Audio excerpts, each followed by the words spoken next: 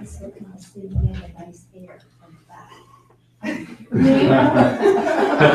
I just got done today, so tomorrow it will not look like this. I'll turn that on just in case. And it will be all this. Thank you.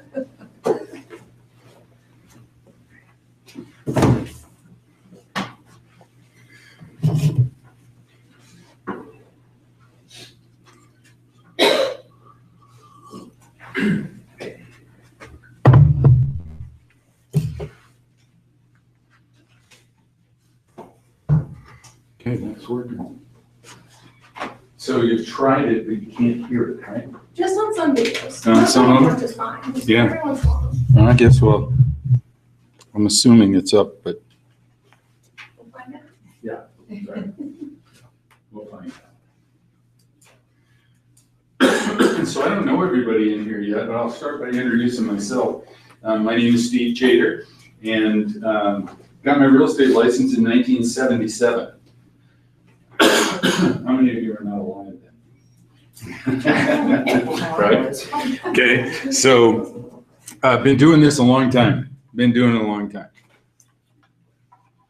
And I had the opportunity to purchase Keller Williams franchise a number of years ago. And so we opened this one here in this building in 2002 or 2003, somewhere back in here. And so we've been rocking ever since here. So it's been great. It's been great. I built a real estate team, and we did extremely well as a real estate team. We were at the top of the market here. Wound up selling my team about 9 years ago, and have decided to restart a real estate team because of the shifts and the changes that are going on in the real estate industry right now. It's the opportunity is bigger than it's ever been before. So I'm excited to be doing that. And today I'm just going to share, I became a listing agent. I specialized in only working with the seller. I have other people on my team that work with buyers. And so I'll just share my listing. And I don't intend for this to be, by the way, I don't intend for this to be just a lecture. Okay, so like ask questions, we're gonna have dialogue, push back if you don't agree with something I'm saying.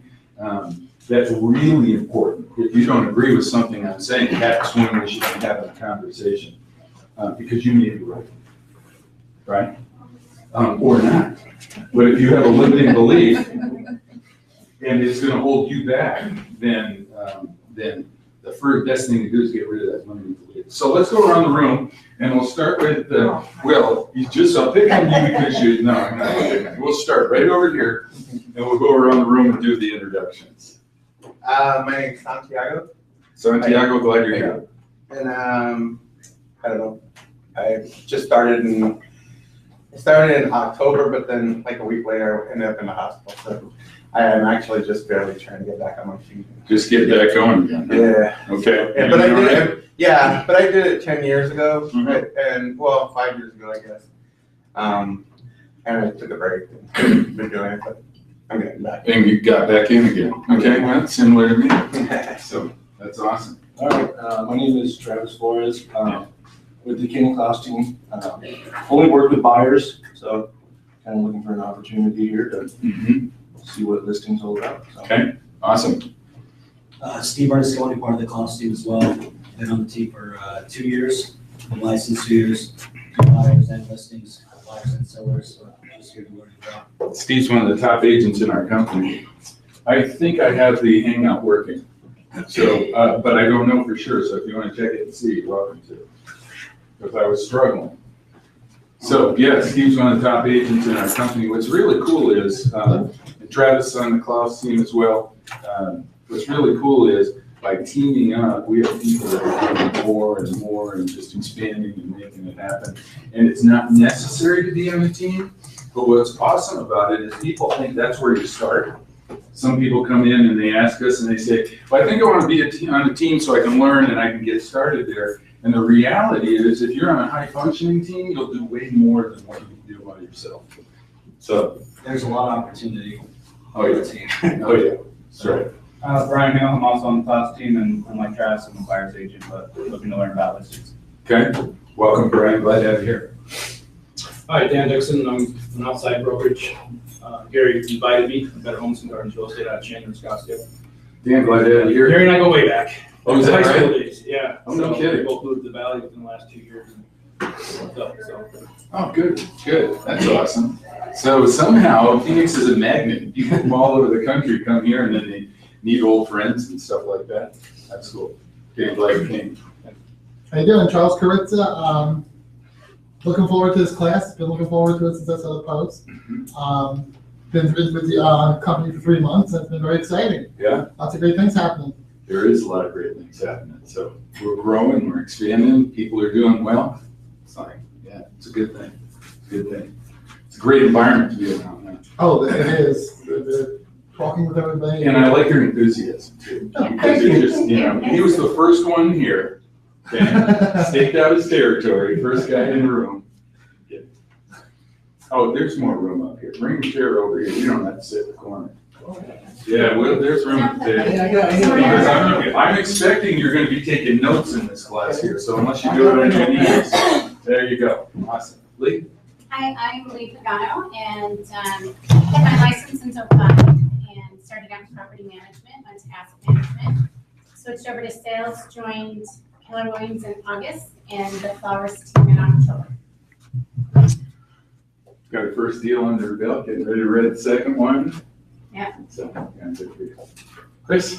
Chris DePong, DePong Duo, just came to perfect my listing presentation. I was with the team here at Keller Williams, and I was mainly a buyer specialist.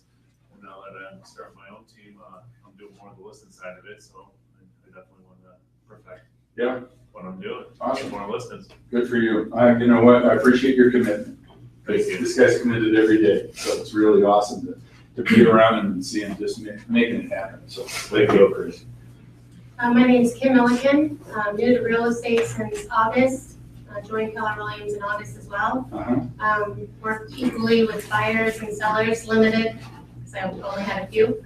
So I'm just looking to see what I can learn. Awesome. And Kim, it's up here on the screen, but when we're talking about seller mastery, and all I'm going to do is just share with you how I mastered, excuse me, working with sellers.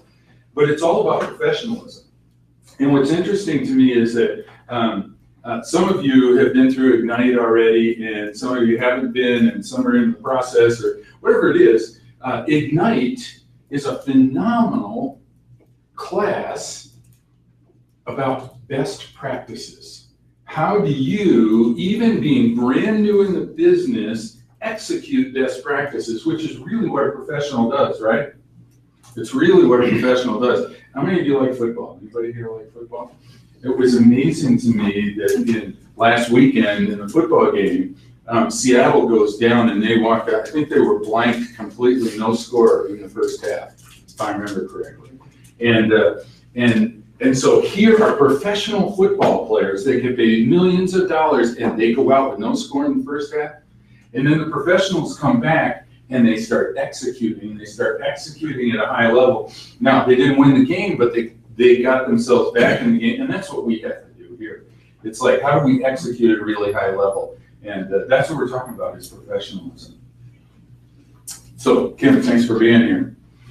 Steve? Stephen Price, a few months in, been blessed. I had a sale, and I'm working with buyers right now. I've got another class today, and got into real estate after being a landscape professional for the first half of my career. Certified arborist and consulting with people on the outside of their homes. So it's a natural transition to me to go to the homes. And, so yeah, just digging in. And, good for you. Hey, nice to meet you. Enjoying it very often, the same thing. Really excited for the people I'm working around, professionals and the levels. I almost signed on at the East Valley office. Yeah. It wasn't for a series of events. And one guy I knew, he said, "Did you know there's an office right up the street on Howard?" I said, "No." And, so came in, just felt real blessing to have gotten here first. We're glad you found us. So welcome. Thanks. Welcome. Hi, I'm Amy Campbell. I've been with Keller Williams for about 2 years, I think 1.5 years, something like that. I was with different brokers before that. And I typically work with buyers, but I'm trying to get more listings. So that's kind of why I'm here. My very first broker told me, I remember 1977, but my very first broker told me you need to list last. So what's interesting is even if you're a buyer's agent on a team, the most important thing you can do is refer listings into the team. Because when you have a listing, what comes? Buyers. So he walks me up to this great big whiteboard on the wall and he says, and it's split, here's number of listings, here's number of buyers. He says, I've been in this business for years and years and years. And what I know is that I tend to, whatever number of listings I take, that's the number of buyers I have too. So he says, I control my business by helping people list properties. And when I do that, then I get an equal number of buyers that come. One of the things I'm going to share with you today is our goal is to get 2 for 1, not 1 for 1. So on our team, and we'll talk about that. Jeanette? Armington Lossing. I work with my husband on the Lossing team. I deal with the listing on our team, so I'm here to learn and implement some things in my business. Okay, awesome. Awesome. You want to introduce your husband? Take it away. David Lossing. Kind of got into real estate on a glitch, pushed the wrong button when I signed Unit up for classes. No kidding. And, I don't think I heard that. Since we were both signed up, I might as well just finish it up. You didn't sit, and here you are. Yeah, awesome. Awesome. Welcome. Come on in. Come on in. Grab a chair. We can put chairs in the middle here too. So grab a chair. Let's make room for everybody. Thanks, David. I did not know you pressed the wrong button. And now here you are. I did, and real estate, got us through last year. Yeah, good for you. Good for you. And you're working together as a team, husband and wife team. Boss. Oh, she's Yeah, knows what to say. No, because Jeanette came to me and she said, I'm gonna go to work and work harder this year. Our goal is more than 10 hours a week. Okay, and that's what you were, is that what you averaged last time, was 10 hours a week? Okay, all right, good, thanks for sharing. I appreciate that. And I'm gonna, you know what, that's not unusual. Because one of the most difficult disciplines when you go into business for yourself is being your own boss. And scheduling your time and prioritizing the time that it takes to make the leads and to be in business. And it's the reason why, 80% of the people who get a real estate license will be out of business in 3 years. Right, Dan? Okay, how many years you been in?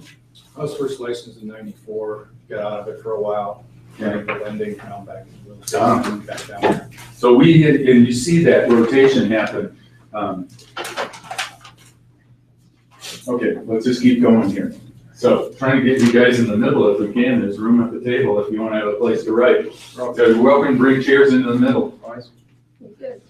Okay, you're good.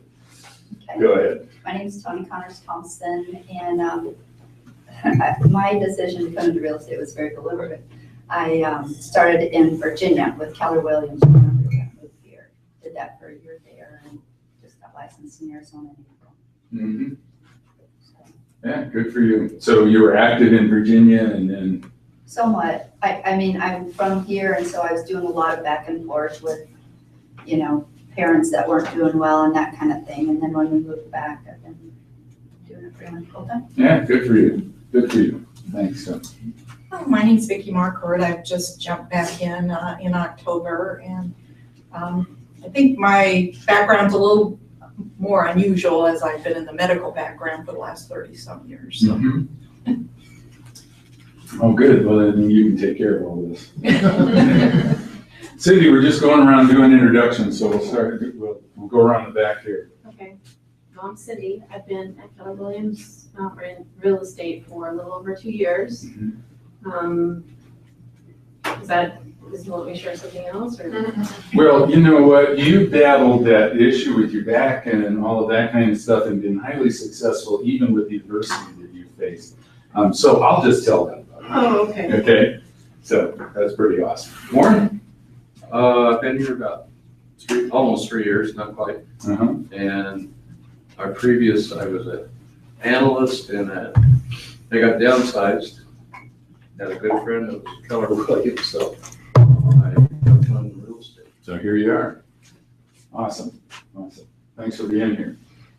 My name is Max. I got licensed 6 years ago. I have had some ups and downs in the real estate business. And last year was pretty much a down year for me. So I'm just, I'm ready to step back up to the plate and see if I can hit some balls. Good for you, good for you. I would encourage you to stay in Ignite until you're doing 5 to 10 transactions per month. If you can't do it to 5 to 10 transactions per month, at least 2. Okay, it's best practices. It's what do we need to do. And by the way, most of the role models in that class in Ignite, that's what that level of business they do is 5, 10, 20 transactions per month. That's who's role modeled in the class. It's not new agent training. It's best practices. So, you know, thanks for your honesty. 2016, we're on your way. Thanks, Max. Okay, please. My name is Richard Connors. I've got a background in science, but I always was drawn to the idea of getting into some kind of business with my wife, Ingrid. And so my company closed its site, and I was drawn to Arizona, and so here I am. I'm licensed for a week, and let's see how it goes. Yeah, here you are. Awesome, awesome. Background in science. What kind of science? Drug discovery. Drug discovery? Wow. I have a bad reputation, but the company I was with was a good company. That's awesome. So it's all research? Yes. Yeah, very good. Ingrid? I'm Ingrid, Alan's wife, and I've been a stay-at-home mom for almost 25 years, so this is, we decided to try and do this together. So you both got your license like they did.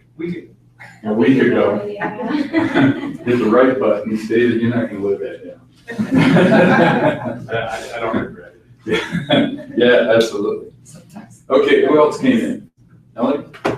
Melanie Bramer, I'm with KW Commercial. I do the commercial work in the offices, leases, and sales, and we do it since 1995. And I got into real estate because after 37 years in retail, my feet gave out. I actually had foot surgery on both my feet, so I had surgery on one foot, hopped into classes, and then did my other foot, hopped into classes. I don't have a job where I can sit down once in a while. How about that? She is tenacious, aggressive, accomplished, experienced in commercial. And if you have anybody that needs commercial, one of the things that we know in our code of ethics is that ethically we can't work at, we cannot work outside of our expertise or our area of knowledge. And so she has done a phenomenal job of handling commercial clients for lots of people here that just do residential. And I don't mean just do residential, but chosen to focus and specialize on residential. Sorry about that. Okay, let's talk about listings. I'll tell you a little bit, not everybody was here when I just started yakking. And I got my real estate license in 1977. And in 1977, I sold a house the second day in business and in real estate. And I said, this is easy, this is awesome. I went to work with my broker, and my broker training was go out and knock doors until you find somebody who wants to sell. And so that's what I did. And I went out and I knocked doors until I found somebody who wanted to sell. My broker was one of these guys. It was a very small company. Yeah, in Chandler. We were located right at Winsfield Road and Arizona Avenue. And we'd meet and we'd have coffee at the beginning of the day. He says, I'm going out and I'm not coming back till I get 3 listings. And he went out and knocked doors and did not come back until he got 3 listings. And so, and it was 10:30 at night, by the way. But he just went out and he set a goal and he made it happen. So he was kind of a role model for me, obviously. He said, you know, if you want something, you go out and work hard to make it happen. I my business grew and developed. I did extremely well. I was in the $1 million club and the multi-million-dollar club and all of those kind of things that they gave awards for. And here's what happens, and this is why I so love Ignite and why I encourage everybody to be in Ignite. When you're executing best practices and your clients are really, really happy with what they experienced in their process, it's not just did we get the deal closed, what did they experience all the way through the process? What happens when they're happy with what you did? They give you referrals. And so I believe, and one of the things we're going to talk about today is pre-planned series of events, executing a pre-planned series of events. Your business, if you have one client that gives you 2 referrals, your business just grew exponentially. Is that true? If you had 2 people that both gave you 2, what just happened to your business? It grows even bigger. So that's what I was experiencing. And I remember I had listed a house, and I'm sitting at my desk, and you know those little telephone message things, you know, they have the NCR copy, and you got the little message like this, and so-and-so called, and here's their number. Anybody remember back in the day with those message pads? I remember that I got this telephone call from somebody, and one of those little slips that somebody had called fell off my desk, and I can see it to this day. I can see it going to hit the floor. What that meant to me was somebody who wanted to do business with me, I did not have time to get back to. There was a visual representation of somebody who wanted to do business with me, I didn't have time to get back to. And so I had this aha or epiphany at that point in time, and I did not like working with buyers. After a while, going through the exploration of looking with buyers, of working with buyers, I would literally go into a house, I'd go sit on the kitchen counter and I'd say, have a look around. Let me know what you think. It was like going to the mall for me. My legs felt like concrete. Now, that doesn't mean that you shouldn't work with buyers. What it actually did for me was it helped me come up with a strategy to work with buyers that would buy one of the first 5 houses, but we're not talking about buyers today, okay? But I came up with a strategy, and I rarely showed more than 5 houses to a buyer because I set the expectation up ahead of time. Same thing with the sellers. It's about professionalism. So I made the decision and said, you know what I really like? I like the problem solving. I like to help people get their house listed and get that house sold, and I want to sell it for more money, and I want to do it more quickly than the other guy, and I want to do it so that they're happy with me, and I'm going to get 2 referrals for every 1 transaction that I have with a seller. Okay, welcome. I'm going to get how many? 2 referrals for every 1 transaction. So what happens there? With your business, so I set that as a goal, as a standard for myself, and I said, my customer experience needs to be such that I get those, because I'm working on the problem side of the business. Working with the buyers, what winds up happening? They're out looking at houses. This is fun. This is so cool. I want to see this one too. They drive by houses and they call you up and say, can I see that house? Right? And it's one of the ones that you already eliminated for them, but they're searching at the same time you're searching, and they're having fun in the process. On the seller, they have decided they don't want this house anymore. And the minute they sign a contract with you to sell that house, the next day they're asking the question, I wonder what Steve's doing to get my house sold. And then the day after that, they're going, I wonder what Steve's doing to get my house sold. And so, and if there's no answer to those questions, tension builds up, conflict builds up, and it's, and the biggest complaint that sellers have for real estate agents is my agent didn't call me, and we're sitting there going, I have nothing to tell them. Why would I call? But they're going, I didn't hear from my agent, so I'm upset with that agent, right? You heard that, right? Okay, so here's where we're going today. Okay, here's what I want to get out of this. So let's begin with the end in mind. This is what leaders do, and I want to show you the system that I put in place. It doesn't mean you have to do it, but I put this in place, a listing system that gives you more. Okay, and we're going to talk about a professionally planned series of events. We're going to go into the listing scripts that I used that worked, And I listed 98% of the listings that I went on. It was very, very rarely that I was ineffective with that. So we're gonna talk about common listing objections and what do the sellers say, and then finally pricing that property to sell. And how do we get them to do the right thing? See, they wanna sell the house, but there's a whole bunch of preconceived ideas that they have about real estate agents because they've never had the opportunity to work with a professional before because they haven't worked with you. They've worked with licensees.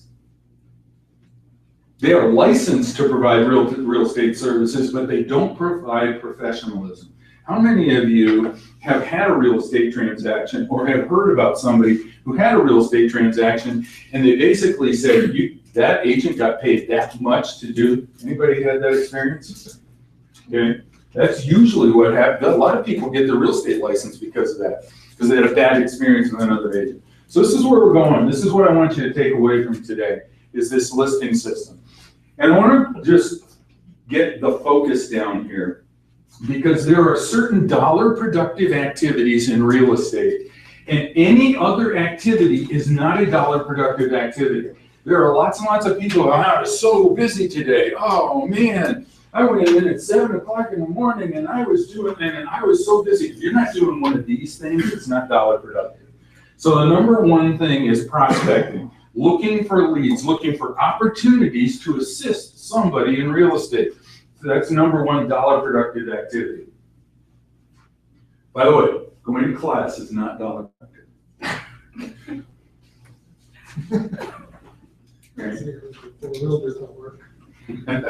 So here's the deal, though. But do you have to go to class in order to learn how to be productive? Yeah, of course you do.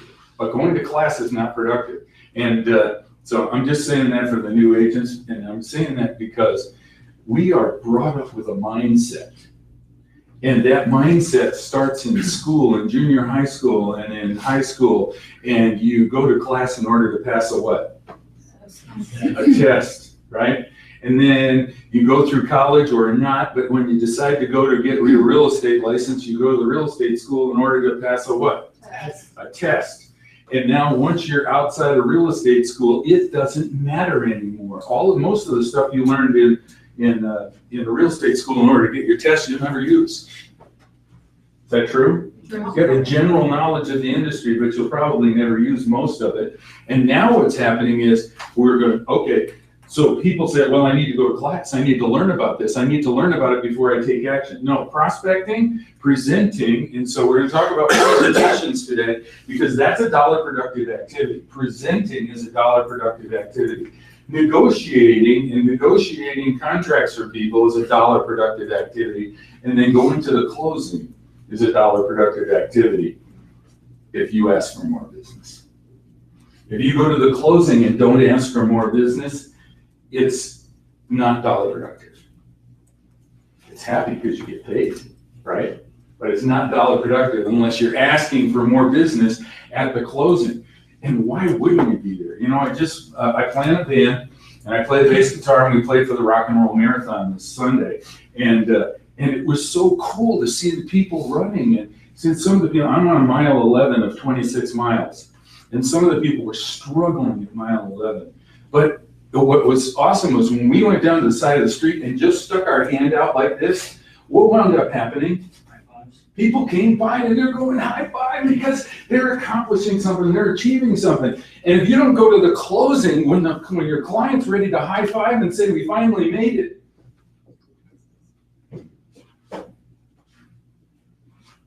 All right, so those are the dollar productive activities. Let me share with you some statistics, and I'm going to talk about mastery and why you master the presentation and how it's important. So let's make some assumptions, and let's assume that you did 3 presentations a week because you're prospecting, and you did 3 presentations a week for 50 weeks, okay?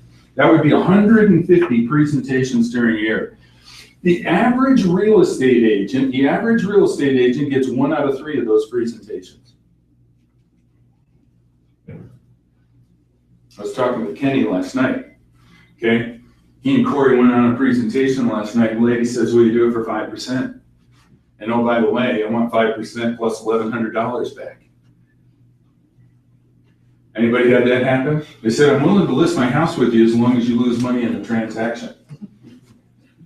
Right? And so anyway, bottom line is the average person, 1 out of 3 of the presentations, they wind up getting a listing. So let's say you did 50 listings during that period of time, average sales price of $200,000.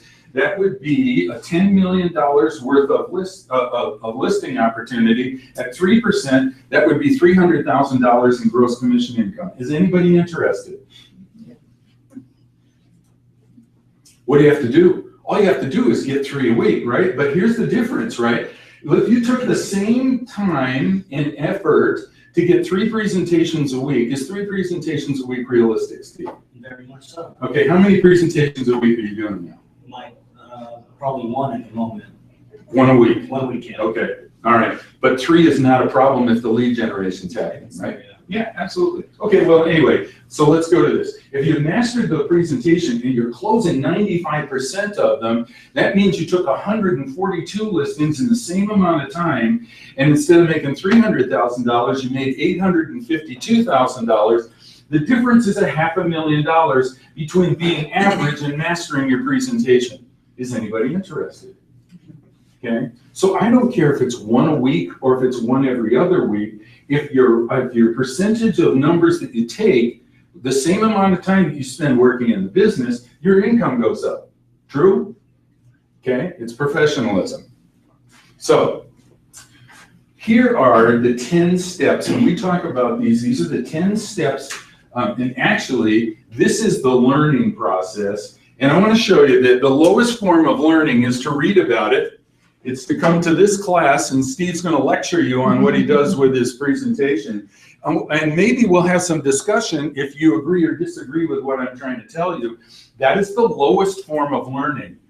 The next part up is when you actually participate in something, and so for example, you could shadow somebody as they're out doing it, a case study, and you're role playing, and you're saying specifically, here's what I want to have happen, so I'm going to role play it. And this is what golfers do.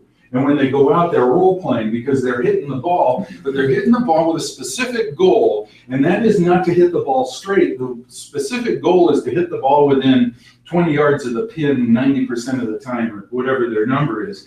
They're specific about what they're looking for. So what they do then is they create a structured experience and they practice, but the highest form of learning is what?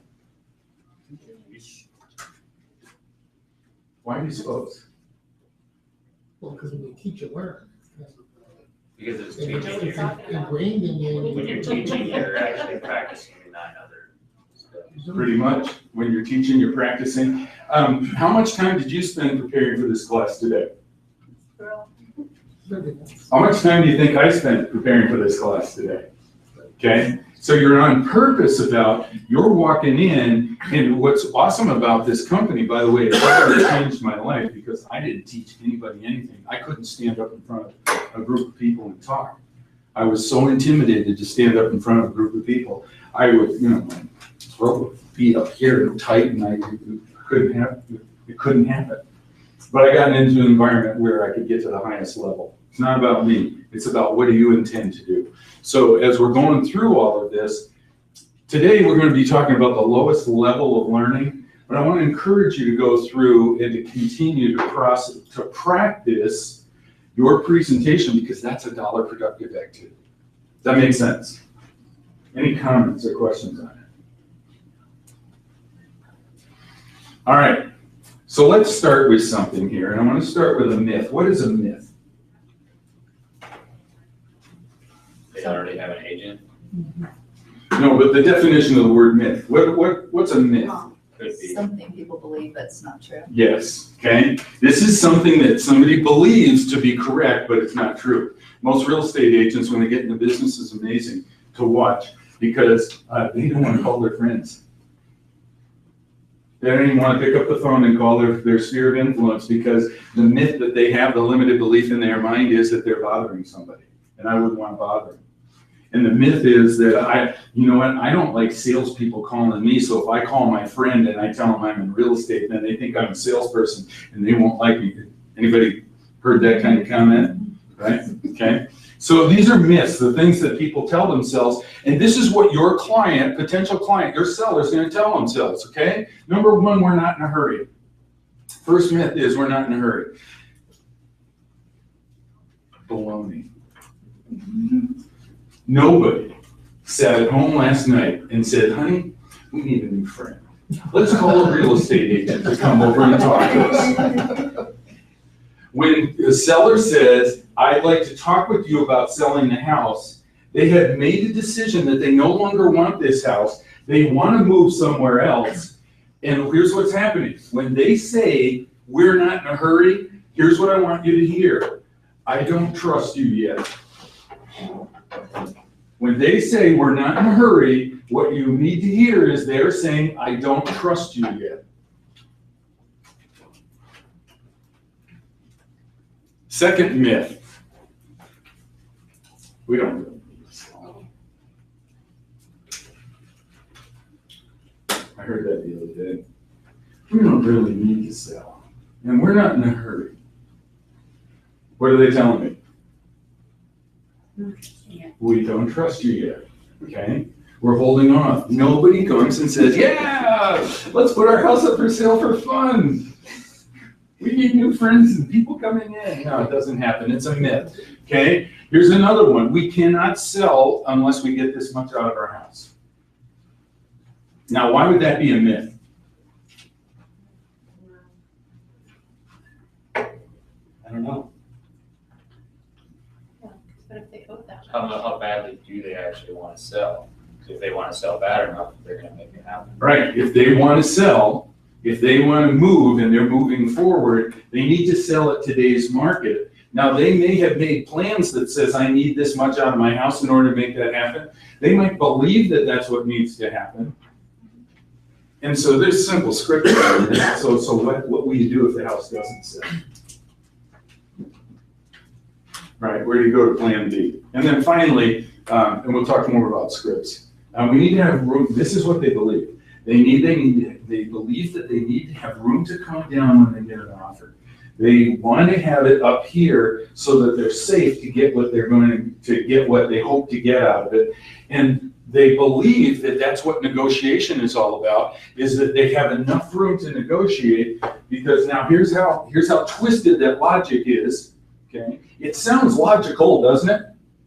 We need to have room to come down if we get an offer, because we need to get this much out of our house, because we're moving to Virginia and it's more expensive than Virginia, or whatever it is. Okay, it sounds like the right logic. But in fact, what happens is they're making the decision to say, they believe that negotiation is having enough room to fool a buyer into thinking they're doing a good deal.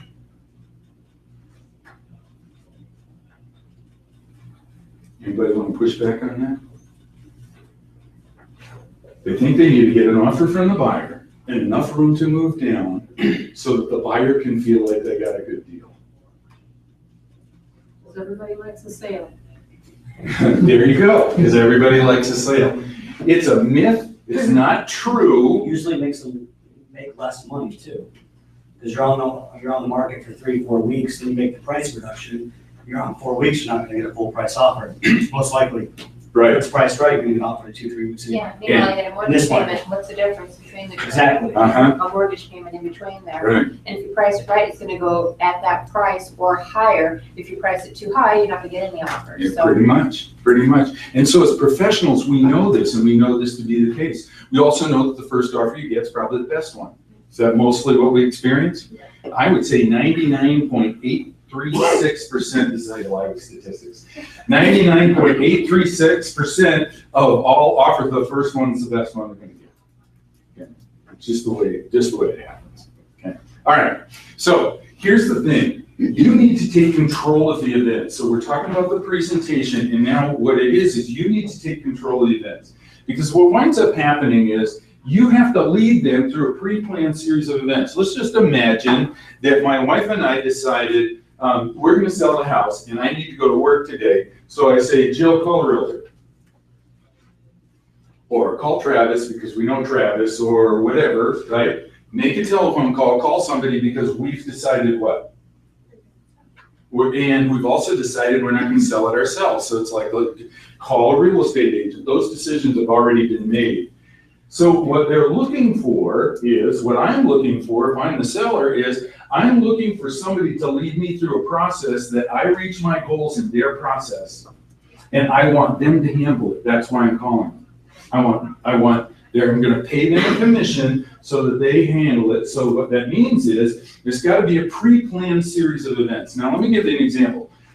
When you go to the doctor's office, what's the first thing that happens when you go to the doctor's office?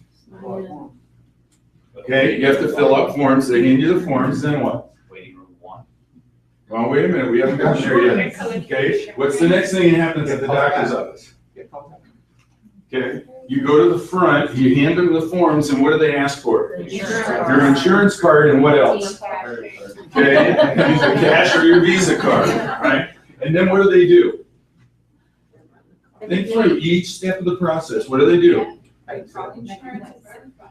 They call the insurance and verify, or if they already know that they're working with the insurance company, they're gonna make a copy, aren't they? Right? And then they're gonna run the Visa card. And then what are they gonna do? Go tell you to sit down. Absolutely. Then what happens next? You wait. Then what happens next? You wait. Okay. Yeah. So somebody comes out and they bring you in, and is it the doctor, by the way? No, it's not the doctor. So somebody calls you back, and they may or may not say your name correctly, and then they weigh you and they take your blood. How many doctor's offices run like that? Anybody here have a doctor's office that runs differently? It's a pre-planned series of events, and we know that to expect medical care today from general medical care, that's the pre-planned series of events that we're going to go through so that they can deliver the care at the best level possible. If the doctor had to take care of all of that, how much time could the doctor spend with you?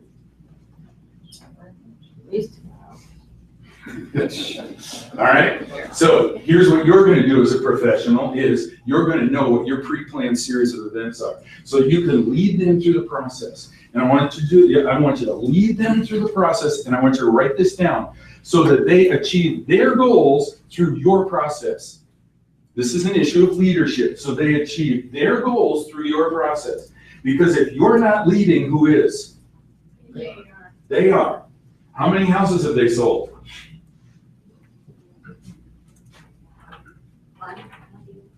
Maybe, and it doesn't even matter if they sold and moved 15 times. The thing is, they didn't function as a real estate agent in the process unless they were a real estate agent. Okay, so if you're not in control, who is?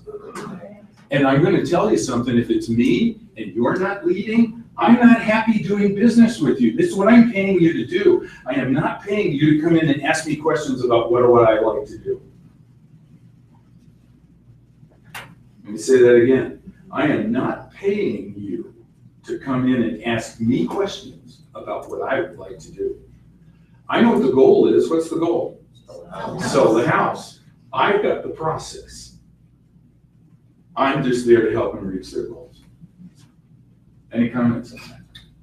I know we're not talking about buyers, but is it the same with buyers? It's totally the same with buyers. Totally the same, but again, know that Jim talked about liability a lot, sometimes you kind of have to let them choose some things, but our goal is to keep them contained, limit the options. It's to lead them through a process. See, if you're not doing the buyer presentation and the consultation that we teach in Ignite, if you're not doing that, then what's happening is they're leading the process. You end up looking at 30 homes. Yeah, and you're looking at 30 homes, and think about this. You're taking them through a frustrating elimination process. Do you like this one? No. Well, let's look at this one. Do you like this one? No. Would you write an offer on this one? No. You're taking them through a frustrating elimination process if you're not doing the consultation first. Enough about buyers? All right.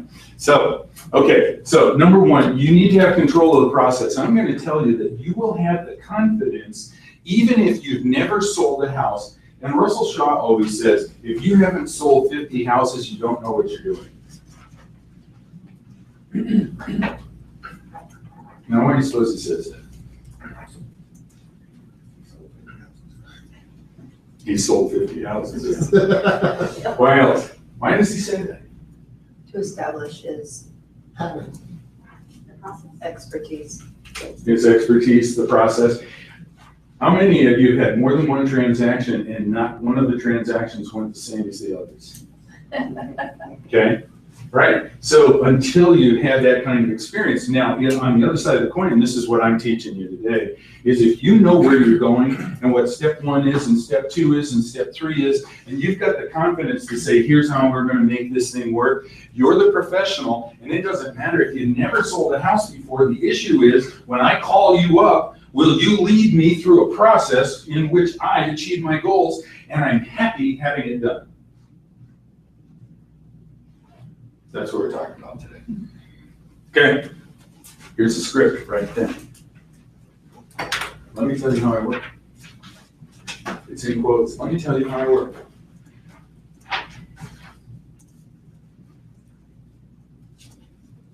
Let me tell you how I work. Now, why is that a script? And where's the power in that script? I took control. Okay? It's amazing to me how many people call up and say, hey, you know, Steve, we're ready to sell our house. Let me tell you about our house. It's 3 bedrooms, 2 baths. It's got 2,400 square feet. And they're going through and they believe that the process is to describe to me the house. And so I said, that's awesome. Let me tell you how I work. Okay? And all of a sudden, it's like, now I can take control. And I'm not manipulating. Don't get me wrong. This is not manipulation. This is about leadership and control. Okay? So when we're looking at this and we're saying, all right, what are the pre-planned series of events? And by the way, this whole presentation is sitting on the J drive downstairs. You can get the presentation. But let's just think through the pre-planned series of events. Remember, we walked into the doctor's office, we filled out paperwork, we handed them the card, we handed them the payment, we went back, there's a pre-planned series of events. So the first thing is, I've been doing my dollar productive activities and I found somebody who wants to buy or sell their property. So I find a seller prospect. So the next thing I'm going to do is I'm going to have a pre-listing conversation with that individual. It's a purposeful conversation that I'm going to have with that individual. And the whole purpose of that conversation is to do one thing, and that's step number 3. What does it say? I want a pre-listing appointment, right? So my purpose is I'm having a conversation with a prospect so that I can get an appointment, all right? So my purpose in the appointment is to hand deliver my pre-listing package, and we talk about that in Ignite, and we talk about how do you create a pre-listing package. I have a sample package, and we'll go over more of that, but this is what mine looks like. And this one says, in today's market, the agent you choose matters on top of the box. My other one is same color, but it says caution. The contents of this package could cause your home to sell. Okay, all right, so my goal is to hand deliver this. Now, why would I want to hand deliver it? Face-to-face. And why is face-to-face important? Builds trust. It builds trust. Write this down. People do business with people that they like and trust. People do business with people that they like and trust. And so your purpose in going through this, and once again, is not manipulative, it's leading, and it's to build the trust. Okay? Nobody ever calls me except when I'm... So, okay, after that, it's like, okay, I'm going to deliver that, and then I'm going to go back. Now, here's what I want to emphasize here.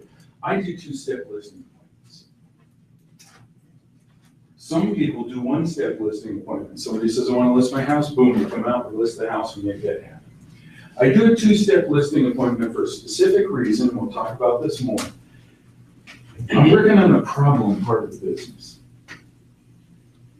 And remember, I want to get what? Begins with R and ends with referral. Right? So I want to get referrals from these people. So I want everything in my process to maximize my opportunity to get referrals from them. Okay? So that's why I do a 2-step. And we'll talk more about that. So now I'm going to go back. I'm going to prepare the CMA, I'm going to get a listing appointment, and I'm going to uncover the seller's needs in that listing appointment, and in doing that, build trust, and then I'm going to make my presentation. I'm going to gain agreement, and then we'll set it. Then I will do the CMA and the expectations. Now, what I'm gonna share with you is that's backwards from what most real estate agents do. Most, yes. If you deliver the pre-listing package, are you only at their front door, or do you go in? Or if I can go to the office and deliver it at the office? Office, home? Absolutely. Okay. Everybody sees you at the office. Yeah. Okay. And so imagine I come in and I give that to you, and everybody else in the office goes, "Who's that? What are you gonna say?" Right. It's my realtor. So it's just a couple minute. Yeah. How you doing? Yeah. Package. Yeah, and so, and What's in the box? I'll just demonstrate it right now. I'll pass it around in a minute. But I'll just demonstrate it right now. Because everything I do to get your home sold, to get the top price for the property, it's all in here, everything that I do for you. And so, and there's a video in here. I'd like to have you watch that video before we have our next appointment. Can you make sure that you and your wife both watch that video? Yeah, I do a listing package, pre-listing package like that. I just drop it off, or in some cases I have a courier take it. You can do that. I like the face-to-face. If you can do the face-to-face, you're building relationships, you create, so our goal is to get 2 referrals for every 1 transaction that we do, because I want to build the business exponentially. And when I specialize in working with the seller only, I'm working in the problem side of the business, because the minute I list the house and then somebody comes and shows the house, leaves the front door open, lets the cat out, leaves the lights on, whatever it is, the emotional bank account starts to dwindle on a part of the seller, and who gets the brunt of that? You do. I do. So I've got to build the emotional bank account and build that trust up front. Okay. Now, you don't have to do this, but it's just how I think and how I see things going. Okay. So here's how we take control of the event. First is, everybody say this together. Okay, that was not together. 1, 2, 3. Let me tell you how I work. Why are we saying this? We're taking control. Why are we taking control? Because they want us to. They did not hire somebody that they had to lead around by the nose. Okay? So let me tell you how I work. I'd like to take a look at your house and see the upgrades and the things that you've done that would affect the value of the home. Does that make sense? Are you asking us that, or are you asking him?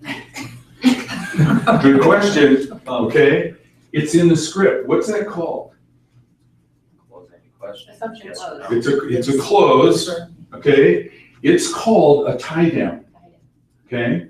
It's called a tie down.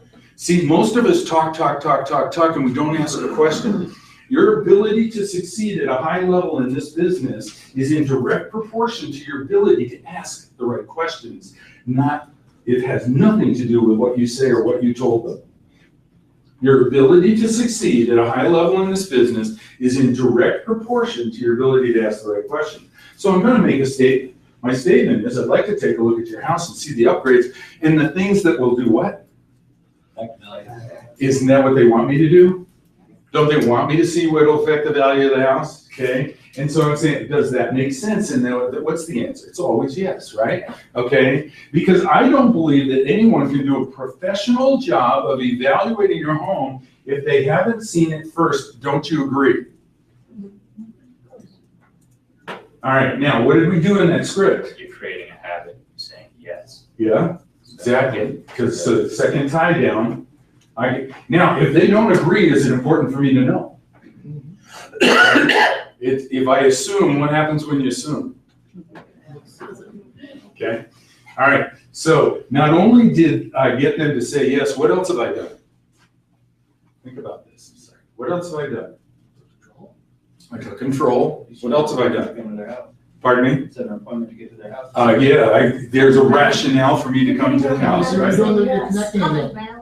You've gotten them on your side. You're connecting. You're building that trust again. Right.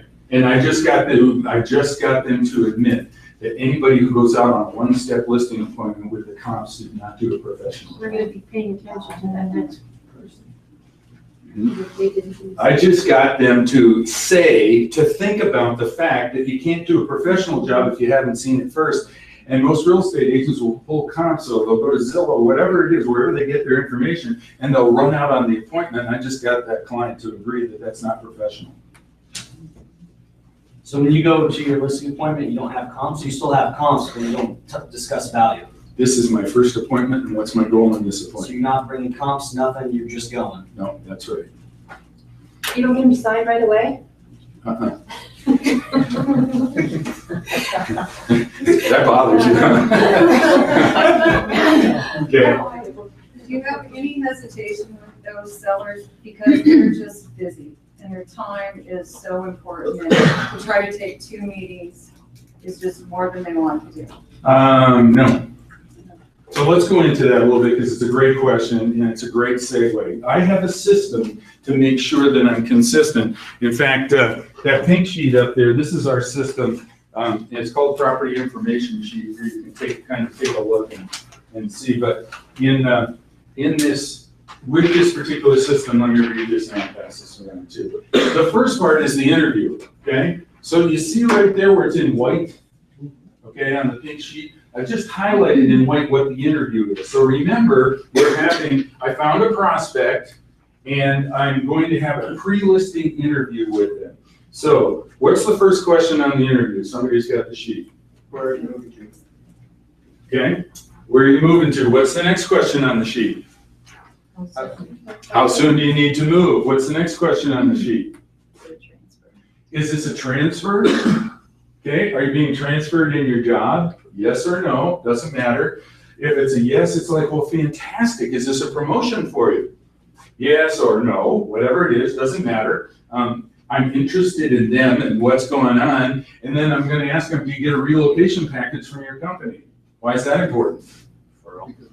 The company compensates, compensation. Yeah. They buy the house, they've worked for so long, and all kinds of things. So let's role play this a minute. Okay, you're moving to Spokane. Okay. All right, so where are you moving to? Spokane. To Spokane, fantastic. So when do you need to move? In the next 30 days. In the next 30 days, awesome. Why are you moving to Spokane? My job, they sent me up there. Awesome, they're transferring you up there? Yeah. Are they giving you a relocation package? Actually, yeah, they are. They are, that's fantastic. You know what, do you have family, friends up there? I don't know anybody there. You don't know anybody? No. Okay, all right, well, you will when you go to work. Now, okay, now, what am I doing? Now, let's keep going through what's the next question. Is this conversational? Here's my point. Is this conversational? Yes. Yeah, and all I'm doing is asking questions about what's important to them. What's the next question? Steve? Sorry, What's, I was reading this. yeah, what's the next question on the list? Is anybody else being How long have you owned your home? How long have you owned your home, okay? Oh, 4 years. 4 years, fantastic. What's the next question, Steve? How much do you owe on your home? How much do you owe? $225. $225, okay. What's the next question? Interest rate, payment? 6%, $15.90 a month. Okay, perfect. Keep going. When was the last appraisal? Well, I bought it. Okay, now, why would I ask that question? When was the last appraisal? You've had it updated. Second. Yeah, they paid somebody to tell them what their house is worth. Should you know if there was an appraisal? And he said when I bought the house, so no issue. But if he just refinanced that house a few months ago, and he's got an appraisal, does he have an opinion of value? And it would be important for you to know what his opinion of value is. Are you writing this stuff down when they Oh. answer it? So you On write this sheet, on that sheet there? on this sheet of paper, everything's down on this sheet of paper. So that somebody else on my team can go out and have the same conversation and know the answers. Keep going. How much was the appraisal worth? $325. Yeah, you wouldn't ask that question. Yeah, since the Right, what's the next one? Have you made any improvements to your home Since when? recently? Yeah, I put these new cabinets in the kitchen. Okay. Wonderful. How much do you want to list your home for? $350. $350. What are the houses selling for in your neighborhood? About $350. $350. Okay, now let me stop you. Here's what's really going to happen when you're having this conversation. You probably, we'll talk about this a little bit more, you probably got one spouse or the other, and in the scenario that I set up, I asked my wife to give the call. Who are you most likely talking to, the husband or the wife in this conversation? You're talking to the wife. So let's go back to how much do you want to list your house for? What do you suppose is the normal answer? As much as I can get. I don't know, you'll have to ask Oh. my husband, okay? So you're gonna get it pushed off. So then the second question is, so I know you don't have an appraisal, you did not tell me how much you think the house is gonna sell for, so now I'm going to the next question. What are the houses selling for in your neighborhood? And if they know the answer to that question, they will tell you. They do not want to appear ignorant. So when you ask that question, if they know and they say, well, my neighbor down the street sold for $350, but ours is much nicer. Okay? And if they truly don't know because they haven't been paying any attention, they will say, I don't know. If they do know, they will tell you, and you're getting an idea of what's going on. What if you know you already did comps before you went there, and you happen to know that the neighbor did all these upgrades and stuff? Should you mention it, or should you just be No. quiet? Not yet. Okay. No. All I want out of this conversation is what? Information. Nope, I want an appointment. Oh. So all I want out of this conversation. Yes. And when they said, what do you want to list your house for? And they say, well, that's what I got you here for. Exactly. So what do you respond? Okay, and you know what? That's perfect. I said, I'm like Tigger. That's what I do best. You like Tigger? If you know Winnie the Pooh, you'll go, but and if you don't know, all you'll hear is, that's what I do best. But what about? And honestly, that is my script. That's what we're hiring you for. Well, that's awesome. I'm like Tigger, that is what I do best. But what about the argument when some of our mailers and what we do with the local market experts, right? I'm doing 297. I'm supposed to know a ballpark range. Sure. What the house is worth. You know, I don't believe you can do a professional job of evaluating a house if I haven't seen it first sight. Wouldn't you agree? Yes. Okay, so I would like to come out and take a look at your house and see the things that will affect the value of your house, because I believe that's a professional thing to do.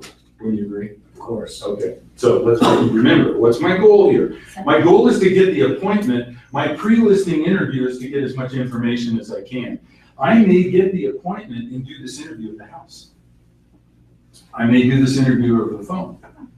My assistant may do this interview and say, before Steve comes out, I need to ask you a few questions. Would you mind if you take a minute? And they go, no, not at all. And my assistant asks all the questions, write down, because we know the pre-planned series of events, and the nurse knows that she's supposed to weigh me and take my blood pressure and take me into the room. The rest of the people know what to do. Does that make sense? Yes. Do you get the appointment, then you do the questions after, when you're calling back to confirm the appointment? I know, I may do this as I'm getting the appointment. I may do this when I'm in the house. Let me tell you how it works. I'd like to come and see your house. And they say, okay, yeah, come on over. Or sometimes they, oh, no, you can't see my house right now. I haven't got it cleaned up, right? Whatever it is. And you say, you know what? I'm not here to look at the mess. I'm here to look at the upgrades and the things that will affect the value of your home. It'll only take me 10 minutes and I can be there in 20, or would this afternoon be better? But I'm going to make the appointment. So, and by the way, do those sound like scripts? No. They absolutely are. They're absolutely scripts. Now, let's be clear about what a script is. Or let's be clear about this. How many of you love scripts? Okay? I didn't either until I found out a different definition of the word script. And a script is an effective way to communicate a concept. A script is nothing more than an effective way to communicate a concept. So if I'm really good all by myself at communicating the concept, I don't need somebody else's script. But if there's a better way to say it, and I only say this the most dramatic way that I know how to say it. The most dramatic script that I know is, I love you. Does that communicate a concept? Does it communicate a concept? Yes. Yes. Okay. Now, does that communicate the concept better than saying, I like you a really, really whole lot? Does it communicate the concept better? Okay. It's a script. And some people have the limiting belief that says, ooh, that's not me. I can't say I love you. Okay, right? And so all these things that we're talking about, I'm just trying to say, as a professional, how somebody, even in a doctor, if a doctor has to deliver the bad news about cancer, you're supposed to wing it. Or do you suppose somebody's figured a better way, a more effective way to communicate to somebody? A highly emotional concept. So we're doing that here. This is a script. This interview is scripted on purpose so that we can communicate that concept. So here we are. here's our system. We found a seller, we're having this pre-listing conversation, and our goal is to get a what? Pre-listing appointment. All right, now, on the pre-listing inspection, I have a number of goals when I go out and I do this inspection. My first one is to drop off the package, and I demonstrated with Dan my script for that.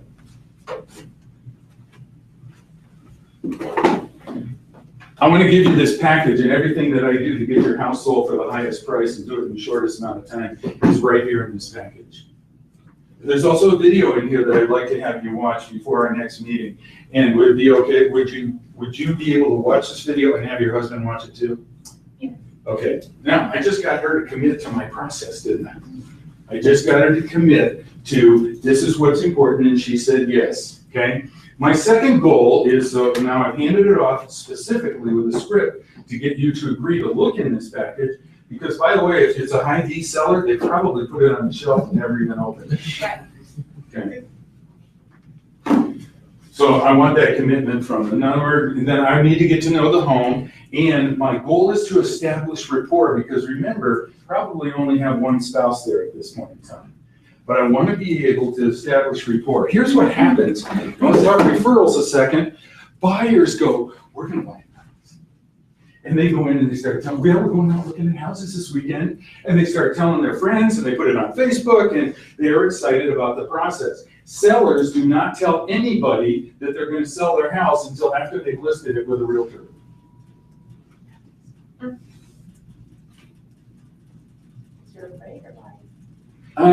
Because unless they don't have one and they're looking for, basically it's a private decision. And then they say, okay, all right, let's find a real estate agent. And then the announcement at work is, not that we're gonna go interview real estate agents, the announcement at work is we'll put our house up for sale. Right, so you wanna get ahead of it, and I wanna be able to talk to somebody ahead of the process. So if there's referral opportunities, I can get that. And then I'm finally gonna make my listing appointment. Questions on where we are. Remember, we're moving methodically through a process here. Questions, comments? I want to make sure you take everything out of this you can so that you become highly more productive. Just wonder if there's gonna be a little 5-minute intermission or no? Go straight through. No. Steve, I do have a question. Yeah. Say you're handing the package over and somebody comes up to you and says, oh, what do you think the market is in my area, and starts to talk to you as if they want to list the house. What would you do? Let's establish a scenario. And let's assume that I come and I'm here with you, and you're already curious about this, but your husband's not there. What can I do? Can I list the house with just you? Okay. So I'm going to keep control of the process, and I'm going to say, Lee, that's why I came out. Each person's house is individual, and they're different, and they're not all cookie cutter the same. I'm sure you know that, right? Right, but let's say that you've had the conversation, you're dropping off the package, and one of their coworkers comes over to you to kind of like, what's the value of my house? Oh, I make an appointment. Okay. Yeah, make an appointment to have that conversation. Can I get your information so I can give you a call later today? Yes. And then you just take control of that. Right, and I go right through our pre-planned series of events. Every time I work with a seller, every time we do this, it's the same pre-planned series of events. You can, it's like going to the doctor's office. You can count on it. Okay, so I want to find out about selling. I went out on one at Gold Canyon one time, and the guy had a 3-bedroom house on the golf course, and the 3rd bedroom was a shrine to golf. The big picture when he got his first hole in one. And his picture with Arnold Palmer and all of these awards and trophies and stuff like that. And I made a huge mistake. And so you want to find out about their interests, because you want to be able to talk to them about what they're interested in, right? Most real estate agents, and here's what I did. I said, I took golf. And I was trying to establish rapport, right, by talking golf with the guy. And this guy did not want a new friend. And he wasn't interested in talking about golf. What was he interested in? Yeah, and so he didn't hire me. Okay? here's the other thing. You usually only have one spouse there, just like we just said. And now I'm gonna start asking the questions. If I haven't done it over the phone, when do you need to move? I need to know that. I need to know about the appraisal and everything we talked about. And finally, at the bottom of that page, I'm asking them if they've talked to any other real estate agents or if they intend to talk to other real estate agents. Now, here's my deal. Some people wanted to come in first and be the first appointment there, and I've done it that way. Others, they're talking multiples, I want to be the last. Because most real estate agents didn't give one of these with a video to watch and a process to go through, and they know I'm coming back for it. I've never had anybody cancel me out. So I want to be the last one. Any questions on that? So here's what happens. Yannette, I'm going to give you the package. I'm going to ask you to make sure that you and David watch the video before we're finished, okay? And everything that I do to get you the top price for your home in the shortest period of time, by the way, isn't that what every seller wants? Okay, is in this package here. So you're going to watch the video. And so I give you the package, and as I'm getting ready to leave, the question is, so I'm going back to come up with a market date. Are you ready to put the house on the market when we get that market information? Yeah. Okay. Now, why am I asking that question? She basically said, yeah, you come back with the right price and we're going to go ahead and list the property with you. What if she said no? Would that be important to know? Okay. So what your process looks like. Now, in this pre-listing package, you want to have a picture of the home, picture of the home, a sample of the marketing materials. The goal is to show them what it's like to do business with you, okay? So we have our stuff bound, listing presentation bound, okay? And on the front of this one, it says, caution the contents of this package. Well, okay, we talk about our whole process and our whole system inside of this, and any question that you might have for me as a listing agent is answered in here. And by the way, do people look at all of these? No. They don't. But I want resume in here. I want testimonials in here. I want everything that they need to know. And then finally, I want this video. So we sent this video out on all of them. It's called Pricing Your Home to Sell with David Knox. And what it does what David Knox does very, very effectively in this video is he helps the sellers make the right decision based on what kind of a market they're in and what kind of a market they're moving to. So is it more expensive to buy a home in LA than it is in Phoenix? Yes. Okay. So do you suppose the seller might want to get maximum dollar out of Phoenix because they have to buy in a more expensive market? He talks about that. He talks about going up and down. Now, is it better if I tell them, or is it better than a third-party expert tells them? Third-party expert. So that's what this is. This is a third-party expert telling them about how to price your property so that it sells. Do you get those back, or do you just let them keep them and then if somebody else ends it? That's once you've got the listing, or is that before you have? No, remember where we are here. I'm just dropping off this thing. We haven't even had. So you don't get that back, it's gone? Oh, no, I get it back after when I meet back with it. Okay, listed. Yeah. How long a Now- video is that? Or How 20 long? minutes. 10 minutes. 20 minutes. And then I have another video in here. Now, Cheryl Kirby, one of our agents here in this office, created this video. It's called Get Ready, Get Set, Get Sold. And it's about how to stage your home to sell. And Cheryl has these. You can buy these from the National Association of Realtors. I think they're $20, but Cheryl will sell them to anybody in here for $5. Cheryl Kirby has them? Cheryl Kirby has these, yeah. Cheryl made these.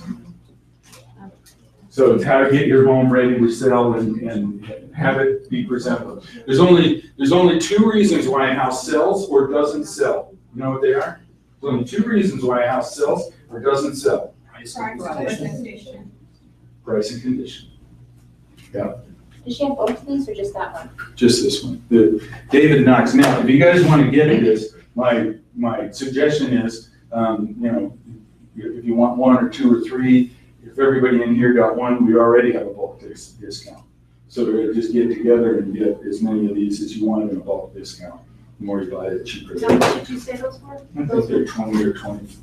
$5. You said through the Association of Realtors, you get that, or where'd you get that? DavidKnox.com, David Knox Productions. Yeah. And, you know, he has this online and that kind of stuff too. I can do that, but I want to have something tangible. Okay, so I'm looking for something tangible.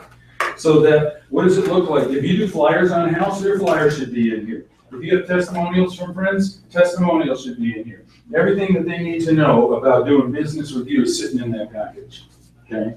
And we teach this in Ignite, okay? And there's some you already have it on ikw.com. You have the resources to put together a pre-listing packet and all of the stuff, both for buyers and sellers and your marketing thing. So it's all there, it's all done for you. You can customize it or do whatever you need to with it. Any questions on what should be in the package? It's probably off topic for this group, but since we're new, how do you ease new agents into this process since your resume would be within? Do you go with an experienced agent for the first few weeks? You could do that, yes, or use the statistics from the office. I'm with Keller Williams, and this is what we do. We're the #1 real estate company in all of North America. We have 136,000 real estate agents in our company. We got over 200 agents in this office here. And interestingly, we share profits with our agents in this office, which means that all of our agents who share profits in the office have a vested interest in getting your home sold. So you're selling a team. Sure. Yeah, exactly. How are you asking for your testimonials? Oh, An email? Are you sending out an email, or is there a format that you use? well, it's mostly email or survey monkey. Have you just bought a house here in the agent that you work with? You just send it to them, and you know, my career testimonials and stuff. She did such a good job. So Steve, if you are a new agent and but you've got other past clients, you know, people you've done business with. Yes. Would you ask them for customer service type testimonials? I mean, Sure. how would you go about that? Oh, absolutely, absolutely. In fact, I don't have time to go find it, but I had a 3-ring binder, and it was my book about me and why somebody should work with me. So it was my resume, because that's what people look for in a resume. I had testimonials in there. I asked for letters of references. So I have a letter of reference from John McCain.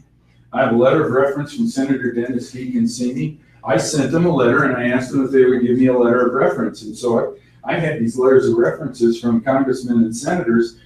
They didn't know who I was, but I got a really nice letter from them. You can have your mother write you one. All the seller wants to know is, can I trust you and do I like you? Well, what kind of things did John McCain say about you? He said, Steve's a fine, upstanding citizen, and he gets a great job, and I'm proud to recommend him. Now, I happened to have been in politics at that time, okay? And he was in Congress, and I happened to be in politics. But the thing is, he didn't write that. Right. So testimonials from other businesses that you were in, or what do they want to know? They want to know you're competent, they want to know you're trustworthy, they want to know, can I trust you? What do other people say about you? So I think you should ask everybody.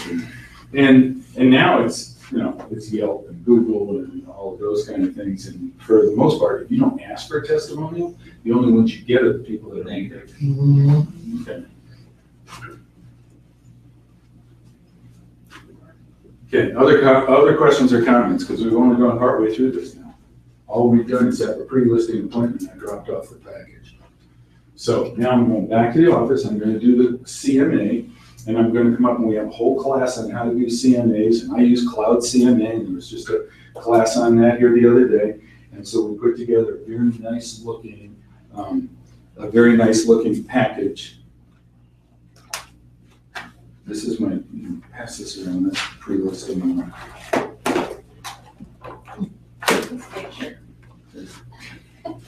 So this would be the CMA, okay? And so we bind the CMA and we have it done up with what are the market stats and all of that kind of stuff. And when's the best time to sell your house and how do we determine price and value? Okay. So I'm at the listing appointment now, and I have both parties there. The listing appointment, I like to have it here at the office. People do business at the office. I get better pricing when they come to the office. When you're sitting in their house, it's more, you get more resistance as far as pricing. That video reduces pricing. In fact, when I come back in on the listing appointment and it's showtime, the first thing I'm gonna do is I'm gonna uncover the seller's needs. So, let me see one of these sheets here, okay? So let's just role play this, and Lee, you guys are married. So, so I had it, and what's first name again, Chris? Charles. Charles, excuse me. Okay, so, you know, Lee, I was talking to Charles, and he said that you guys are moving to Spokane. And, yeah, I can see you're excited about that. And he said that you need to be moving in the next 30 days, okay? Or at least he needs to go in the next 30 days. Are you planning on staying here? If I had to, I could stay. If you had to, let me tell you right now, there's no reason for you to stay. You do not have to stay, okay? But congratulations, Charles, you got a transfer, they're paying for your, that means corporations do not pay people's expenses in a transfer unless you're a valuable employee. So that says a lot about you. Mhm. So, so Lee, Charles said that you had this home for 4 years, and right now you owe, I forget what it was, and the interest rate was 6%, and payment was $1,600 a month, and haven't had the appraisal on the property since the day you bought it. Correct. So we were having this conversation, I just want to fill it in. Right. Okay. So, now, he said that, that you put new cabinets in here as improvements to the house. What else have you done? They would Well, not affect as the much as value. I'd like to do. Okay, But, so you got some projects that are still Right, yeah. outstanding? Right. Yeah. I'd like them to do a little more, but no, we just put the new cabinets in just Okay, recently. awesome, awesome. So, you weren't planning on moving when you put those cabinets in, were you? No. No, No. yeah, surprise. So it's like, okay. Do you have any friends, family, anybody you know in Spokane? Not at all. So this is an exciting move for the family, but how do you see yourself adjusting to it? A little stressful. Yeah? Yeah. Okay. I can imagine having to make new friends and everything and get a new house set up. How much you want to list the house for? Well, at least 350. At least 350. You know what? That's exactly what he said. So you guys are on the same page with regard to that. Do you know what the homes in the neighborhood are selling for right now? My friend down the street just sold their house for 375. Oh, cool. Is it the same model as yours? It is, and they did a full remodel. Oh, wow. And so they got 375. Okay, that's awesome. So how did you come to call me? To help you sell the house? How did you come to give me a call? Oh, Frank told me. Oh, yeah? Okay. What's a friend's name? I'd like to say thank you. I appreciate referrals. Bill Murray. Bill Murray. Okay, that's awesome. Is he gonna send me okay. All right. So, so who else are you talking to about sale your home? Nobody right now. Nobody? Well, we have that lady from church. Oh, that's right. Yeah, she's okay. thrilled. Oh, cool. Cool. Is she gonna be coming out? Yeah, I'd like to talk with her. Oh, when? Well, I know, we'll maybe talk to her later this week. Okay, this is what really happens. Yeah. He knows what his expectations are, and I'm going through the exact same interview because hers might be different, true? Mhm. Okay? And so, and by the way, I'm speaking because we're talking. If they were having that conversation, I'm not saying anything until they're done with that conversation. Because they might not be moving to Spokane. Yeah, there you go. There you go. So, do you have an agent to help you buy your home out in Spokane? We're doing a new build. We are? Yeah. How are we gonna do that in a month? We're gonna rent for a while. Oh, that's true, we're gonna rent. So, Lee, I asked Charles these questions earlier, but and I want to ask you, besides getting your home sold, what are your expectations for your realtor? Communication is important, and, Tell me what communication looks well, like. I work out of the house, so I wanna know when we're gonna have some listing, or some showings. Okay, And, we have dogs, so okay. they're very important to us, and they're friendly, but, Mhm, okay. yeah. All right, awesome. What else? What else is important to you? Now, you see the 3 lines on the bottom, not everybody has one of these. I'm writing this down. It's important to know what her expectations and his expectations are for what they believe service to be. Have you ever worked with a real estate agent before? Yes. Was there anything that they did that you want to make sure never happens again? Or was there anything that they did that you want to make sure absolutely happens again?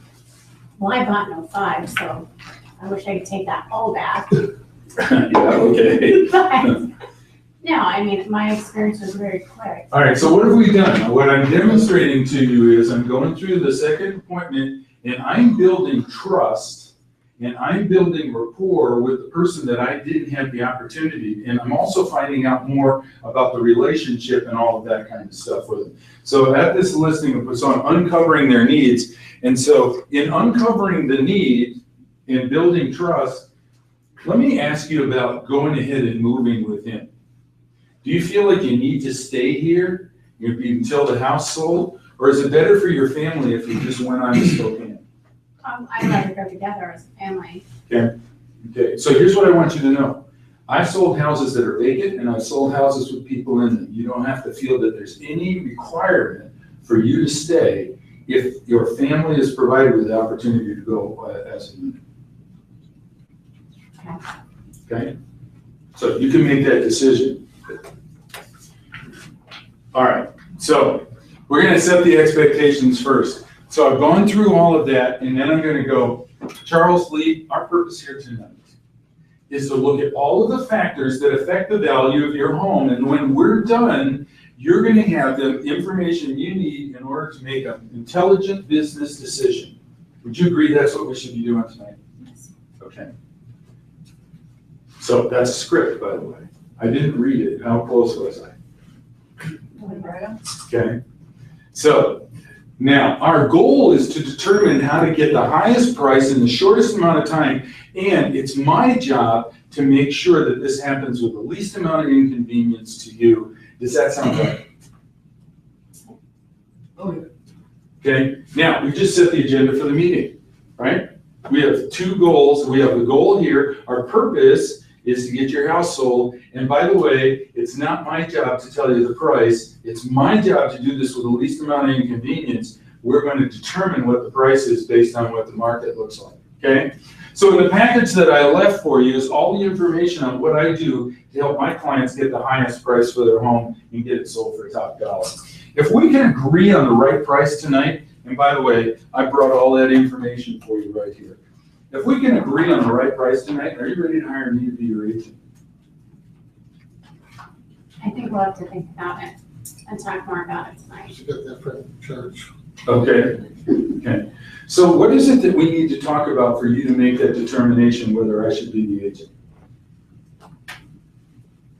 I just think we'd like to talk to our friends and get a second opinion. Okay.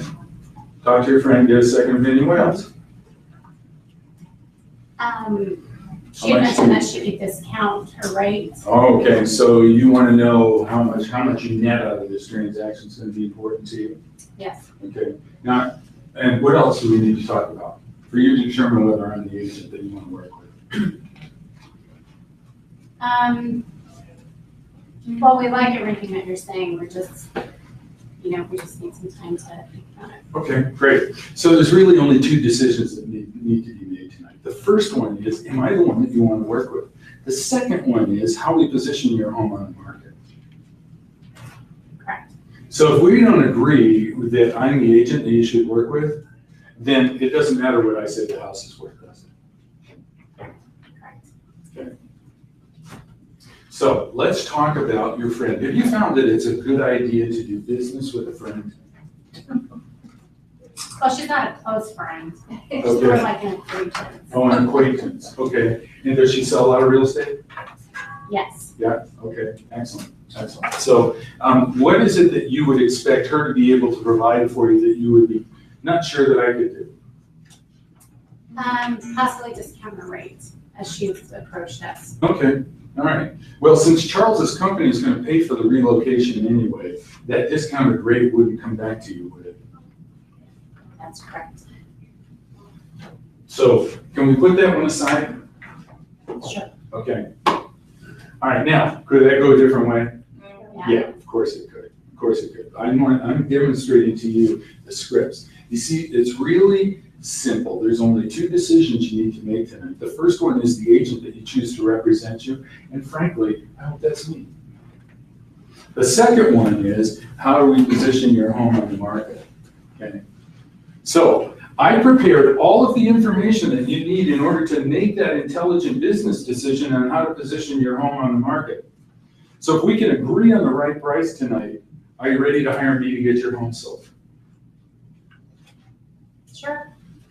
What do you think? Yeah. We could try it. Sure. Okay, it is most of the time that easy. In fact, most of the time, it's not that I want to talk to somebody else. Most of the time is, how much do you charge? What are you going to do to market my home? Okay, and so what do you do with those questions?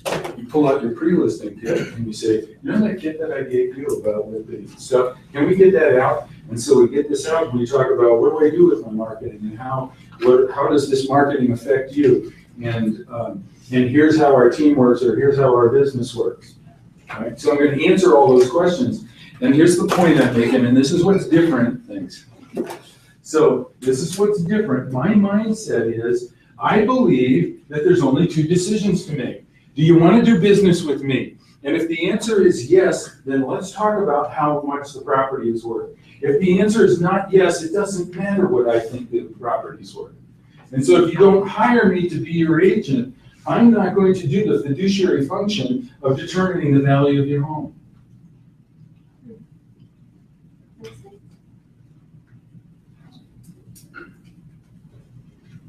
Now, when you go to a lawyer to get represented, do they give you a half hour free? Or an hour free? Sometimes. And then after that, when you want to get down to the nitty gritty and really get something done, what happens? The clock starts ticking. You get paid. The doctor gets paid. The lawyer gets paid. The realtor should get paid for doing what they do. And yet what we tend to do is, and this is a thing, you got to take yourself out of the picture, and you have to think differently than your client does, because the seller's going to want to judge you by the price you come up with. Am I going to pick you to sell my house based on the price you come up with for the house, or how cheap you say you can work?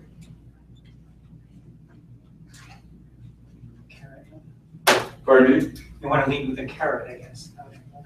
Well, yeah, pretty much, okay? But here's what happens. The average seller wants to judge you by those two things. And the deal is, you don't know what that property is going to sell for, but here's the thing. You're the expert, not because you know the price. You're the expert, because who determines the price? Market. Okay? The market and the buyers, right?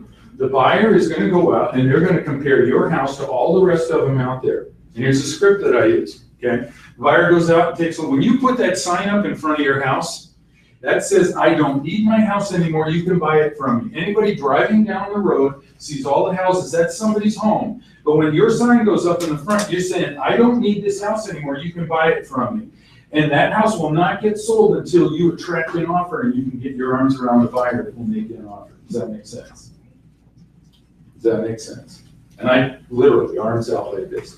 You're the expert because you know the market, you have access to the buyers, and you're expert. And you have experience, even if it's just a real estate license, and having gone to classes on how to make that work. Okay? Steve? Yeah. Did I understand you right? If they will not sign with you tonight, you'll walk out? I will. Okay. All right, we'll reschedule the appointment. So she wanted to meet with that lady, whoever that other friend was. I said, you know what, that's fantastic. Why don't you go ahead and keep this? And so when's your appointment with that person? She tells me. And so, okay, so can we meet right after that? And you'll have a chance to compare what I do and what they do. But I'm not going to show the price. And of the thousands of homes that I've sold, I've only had one person that says, if you're not showing me that, I'm not going to list the property with you. Thousands of homes I've sold, only one person said that. And so what I said to her was, I said, you know what happens? And I'm not accusing you of doing this, but here's what I do. I go ahead and I say, here's my marketing plan, and here's how I get top dollar for my clients, and I do it in the shortest period of time, and we take away all of the hassle of getting the house sold. And then what happens is they go to their cousin or their sister and they say, here, do what Steve does. And that's not fair to me. So that's why I don't, this is fiduciary, this is for my clients. I don't share this with anybody who's not my client. So if you're not gonna hire me to represent you, there's no reason to go over this. Is that a different mindset? I'm spending a lot of time on that particular mindset on purpose because we have to change our mindset. We think that if we show up with the comps and we say, you know, look at me and I'm on this team or I'm in this company or I do all of these things and then you should list your house with me. That's the benefit of a professional that you're showing, demonstrating. It absolutely is, and I'm leading them through my process, and inside of my process, they can achieve their goals. So, okay, now you've agreed to list the property with me, so I'm gonna say, we're gonna look from two perspectives, and the first perspective is the appraiser, because it's most likely that your buyer's gonna get a new loan, and the appraiser is gonna look at the market, but the appraiser always looks at the properties that are sold. And they're gonna look back for 6 months to a year to find other properties like yours that are sold, and they'll do a comparison and they'll come up with a value. So we're gonna look at the market the same way the appraiser does. And then what we're gonna do is we're gonna look at the market the way the buyer would. And see, here's the deal. Here, the buyer goes out and takes a look at a house, and they're going to see firsthand all of your competition. Every house that's like yours, they're gonna go in and take a look at, and they're not gonna be fooled by pricing games, because what the buyer does is they look at all the houses that are like yours, and they make an offer on the one that represents the best value. So we're gonna look at the marketplace the way they would. Any questions on that? Is that pretty clear? All right. Okay, so where are we? I'm at the listing appointment. I talked with Lee about uncovering the seller's needs to build the trust. When she asked me about what do you do to market the property or whatever, I went to my presentation in order to say, here's the answer to your question, here's how we can meet your needs, here's what we do, and then I gain agreement that they're going to be my clients. And if I don't get that agreement, but I told you, I've done 98% of what I listed. I did have one lady who said, if you can't do it for 4%, I'm not going to do it. And I said, so does it matter what you net, or is it about how much you pay me? And she says, I'm not paying anybody more than 4%. And so I walked out. I don't want to list. I don't want to work with people like that. Okay, so you don't list everything. But then I left and I said, I need to have some scripts that better communicate my value. Otherwise, I'm going to walk away from anybody who wants me to work for less. All right, so then we go and we say, all right, so let's set the stage. And this is a diagram we talk about when people put their properties on the market. There's two things that affect the value of the home. It's the price and the condition of the home, which we talked about, okay? And so what happens is, if your price is below the comps, and we're looking at, are you out of the market, are you in no man's land, or are you in the market? And I'm sharing this diagram with them. If your price is below the comps, you're probably going to sell because you're the best price one out there. Does that make sense? But when the buyer is out there looking at all the homes that look like yours, and they're comparing yours to the competition that's out there, if the condition is better than the other ones out there, guess what happens? You get an offer, right? We call that being in the market. What being in the market means, I put my house on the market and I'm getting offers. I put my house on the market and I'm getting offers. That's what it means to be in the market. In no man's land, what happens is we put our house on the market and it gets shown, and real estate agents come and there's open houses and people are looking at it, but I'm not getting any offers. So it feels like we're doing the right thing. We're feeling the activity. We're getting the house ready to show and all of that kind of stuff. People come through and they look at it and they don't choose yours, they choose somebody else's.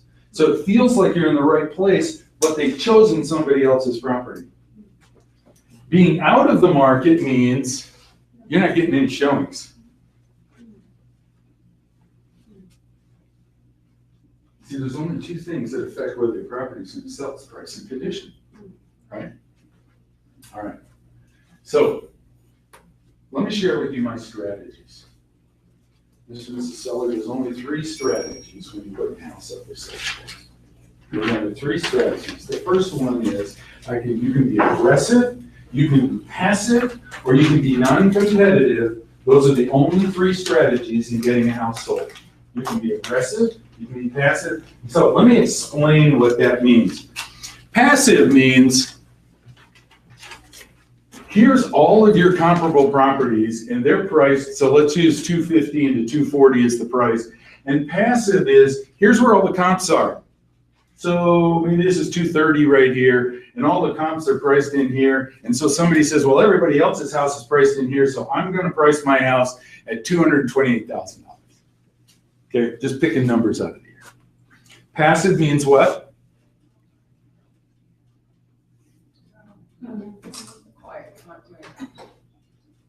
Passive means I'm gonna price my house with the comps where everybody else is. Pass you by.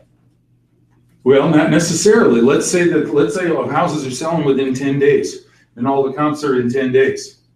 Is that an appropriate strategy to choose? Sure. Yeah. Let's say that it's taking 90 days on average to sell the property in that particular area and you price it in here. Is that an appropriate strategy for them? No. Why? They got to go in 30 days, right?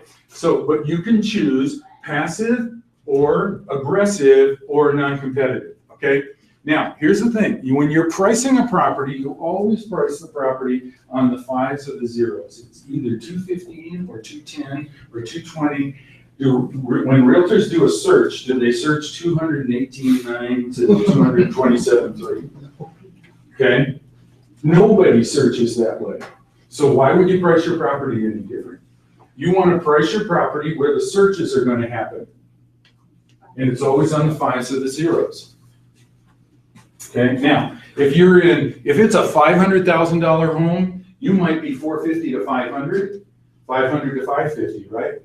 Okay, there might be that much swing for somebody, but if it's a $200,000 home, do they usually have more than $20,000 or $25,000 worth of swing in what they can qualify for? No, so this is your expertise where you're saying, based on this price range, here's the swing on what we're going to look at on what these. Now, so aggressive means now watch this. Aggressive means I'm going to reach out and grab a buyer that wouldn't otherwise see your house. And it's important to reach out and grab a buyer that wouldn't otherwise see your house. There's got to be a visual along with that conversation because your clients don't understand it yet. They're not in the business. But we're going to reach out and find a buyer. So what's that price going to be? Well, aggressive positioning is going to be somewhere between 215 and 200. Now, let's just play a second. If you're looking for a buyer in this price range, and you had somebody that's, let's say that's 230 right here, and you had somebody there, what range would you look in? Find somebody that's looking for 230? 220, 240. 220, 240? Okay. What'd you do? Brian, right? Yeah. 200 to 250? 200 to 250, you'd go for the range, 200 to 250? Okay. All right. So in 200 to 250, that buyer in that price range is going to see that house, aren't they? If you go down here to 200,000, do most people want to go to 200,000? No, but are you reaching out to a buyer that wouldn't see that house otherwise? Yeah. Okay. So in this case here, this number might be 215, it might be 210, it might be 205, whatever it is. I want to reach out to that buyer that can probably qualify for 180, 190, 200, and I want that buyer to see my house because I'm bigger, better, nicer than all the rest. Non-competitive means I'm going to get more than anybody else has gotten for their house, and this works in a seller's market. But if you're not in a seller's market, non-competitive doesn't work. And here's what I say. Non-competitive, if it's not in a seller's market, which means there's not enough homes out there for the buyers to buy, non-competitive means you're fishing with the bait out of the water. Non-competitive means you're fishing with your bait out of the water. And there are real estate agents that will list your house at this price and wait for you to get tired and reduce your price. And I'm not gonna recommend that. Most typical King's listings are like that. Yeah, it happens all the time. Okay, so, Mr. and Mrs. Seller, based on the comparables that I've just shown you, and we've looked from the appraiser's position and we've looked from the buyer's position, and here's where all the houses are, and I drew the red line on there. Based on that, what's the price? What strategy, not the price, excuse me, what strategy would you like to do? Would you like to be aggressive? Would you like to be passive or non-competitive? Aggressive. We need to be aggressive. Okay, Charles, you okay with that? Well, yeah, but I don't want to lose money and everything that the company will compensate us up to 20,000. Right, but I want to move with you, so we need to be aggressive and get it taken out. Well, these are the empty. But I don't want any more mortgage payments. But we're gonna rent. I know, I don't want to rent the mortgage. Okay. Yeah, I guess we gotta be aggressive. Okay, so in aggressive, how do you want to position it? What price do you want to put it at? What was our range? We won 350. All right, You now, recommend. here's what I do in here, okay? I mean, honestly, here's what I do. These are difficult prices to work with. If I was at 220 and 250 or 225 and 250, it'd be easier. I would go, you know what? I don't think you need to go to 200,000 on this thing here. Most of your comps are up in here. If we price this at 215,000, and what we did was, do you know how the other real estate agent gets paid? No. What happens is, when we put your property on the market, half of the commission goes to the other real estate agent. So I have 3 different commission rates. I'll do it at 6%, 7%, or 8%, whichever one you choose. Now, why would I choose 8%? Because what would happen is, if we put it at 8% and we listed the property in here, any of the agents would want to show this property because they're going to receive 4% instead of 3% in order to sell it. If we would put it at 7, they get 3.5. Or if we put it at 6, we get 3. Which one would you prefer to do? We want to create incentive for them to bring their buyers and show up quickly. I would rather have that conversation with them and have them incent the buyer's agent to show in a price range in here, and I might even go 220 and say, let's try this first. Let's see if we can go 220, and then we'll do it at an 8% commission and offer 4%. So what that does is that costs you $4,000 more, but we've just priced it $5,000 higher. Does that make sense?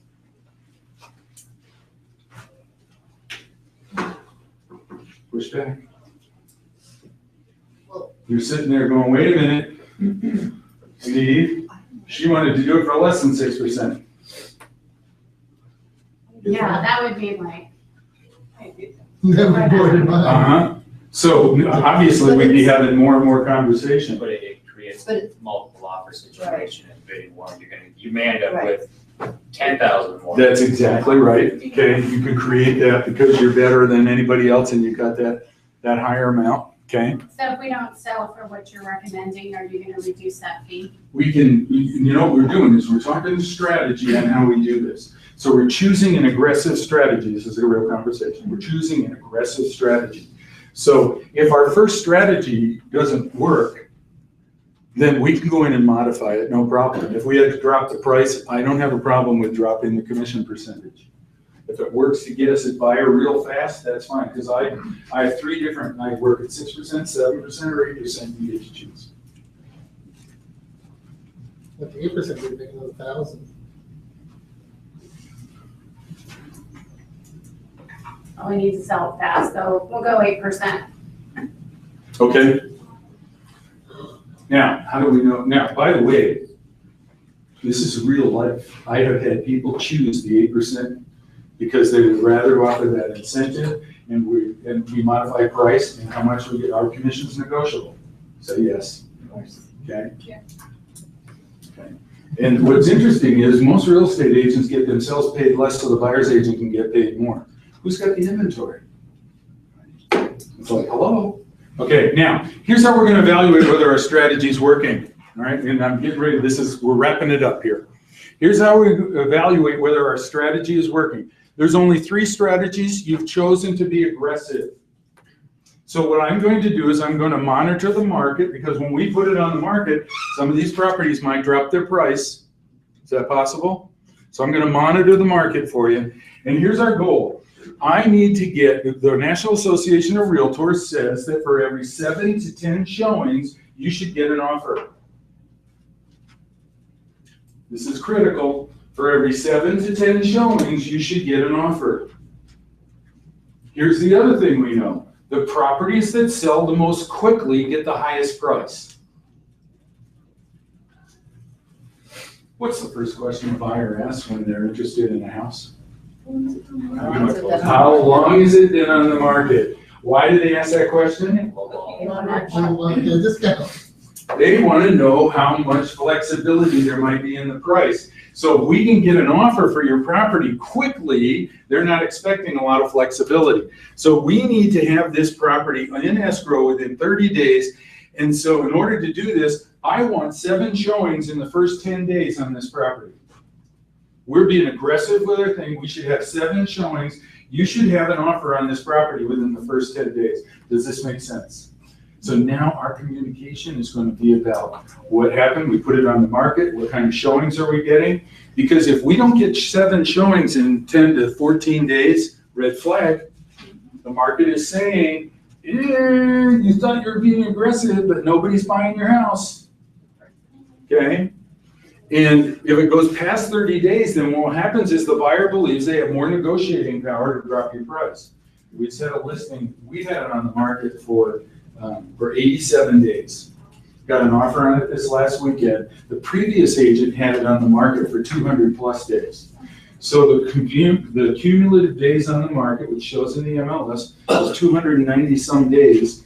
And so the $250,000 house, the buyer came in and said, we'll give you $224 for it and not a penny more. We tried to get $228, nope, $224, not a penny more. Why? Just because it's been on the market for a long period of time. And they thought, you know, we like this other house over here, but if we can get a good deal on yours, we'll buy your good deal. And since they couldn't get a good deal on mine, they went and bought the other one. So here's how we're going to evaluate. You said I want to be aggressive with my positioning. That's perfect. We're going to go ahead and do this at an 8% commission, $220,000 asking price. We're going to evaluate how many showings are we getting on this thing, because we need to be in escrow in 30 days. Are we comfortable with that? Here's the listing agreement.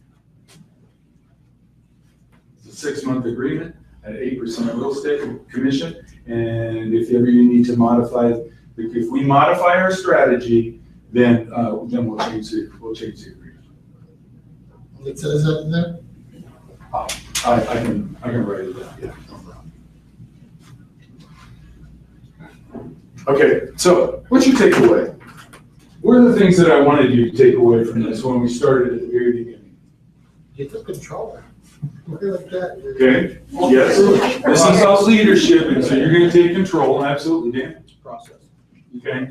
There is a defined process, and you know exactly, you know exactly 2 things. You know exactly what's going to happen first, and then next, and then next, and then next.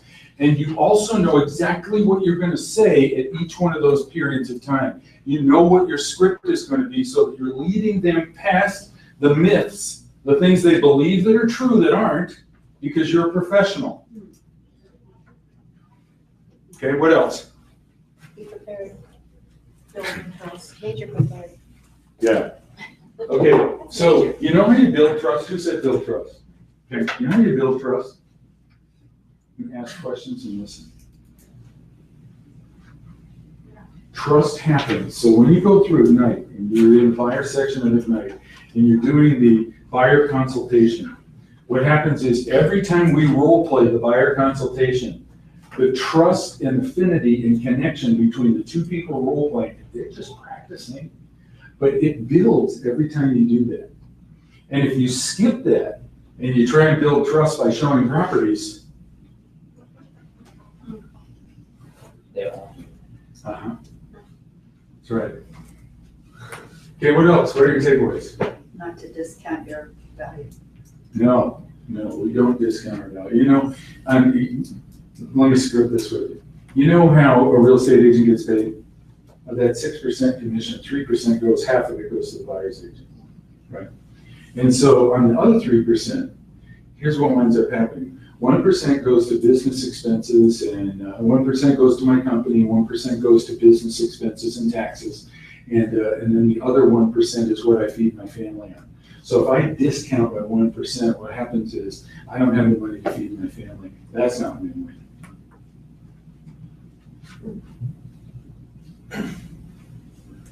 My question is Aggressive always a little bit lower priced? You're trying to, Aggressive is reaching out to a buyer that would not otherwise see the house.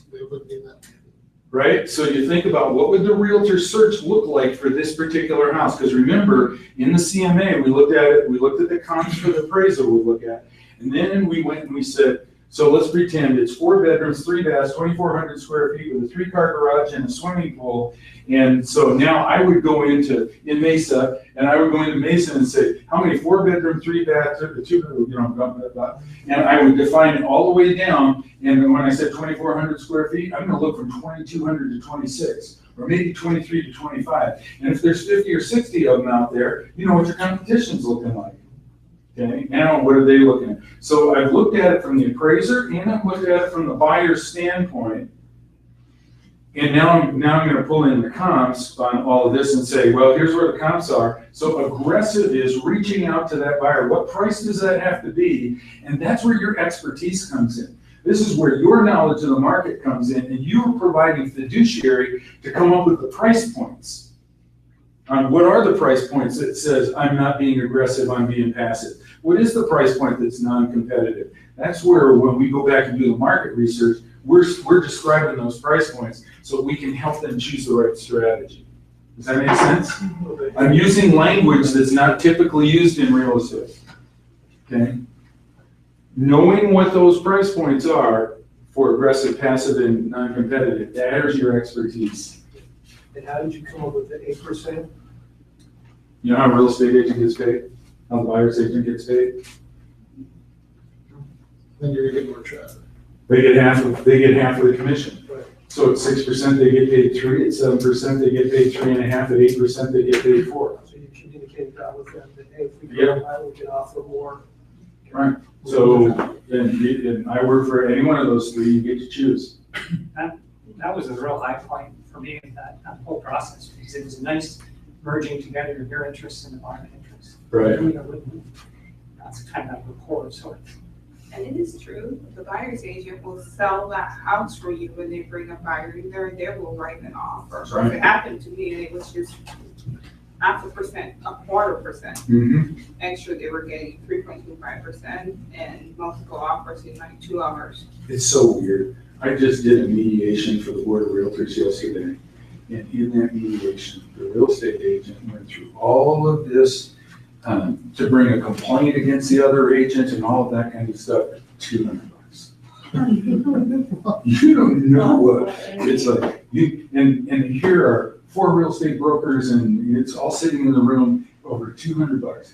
You don't know what will motivate somebody. So when we try that particular strategy to say, can I motivate this property to get shown? Because here's my goal. My goal is 7 showings. I need 7 showings that result in an offer. Because you're standing here saying, I don't need this house anymore. You can buy it from me, and until I get an offer, I don't get my arms around something. So what's our strategy to get an offer? It is not to get the house sold, it is to get an offer.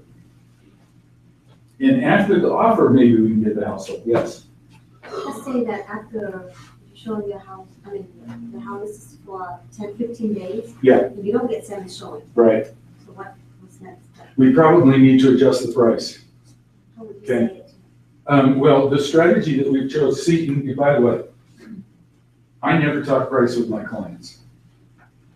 I say the strategy that we've chosen is to be aggressive. We have not achieved our goal within that aggressive.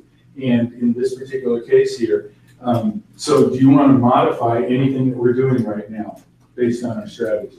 Usually it's about, they're going to choose passive, 9 times out of 10, they're going to choose a passive strategy. And so my question is, do you want to change the strategy? My information I'm going to bring in is, oh, you put your house on the market and here was the comps when you put it on the market.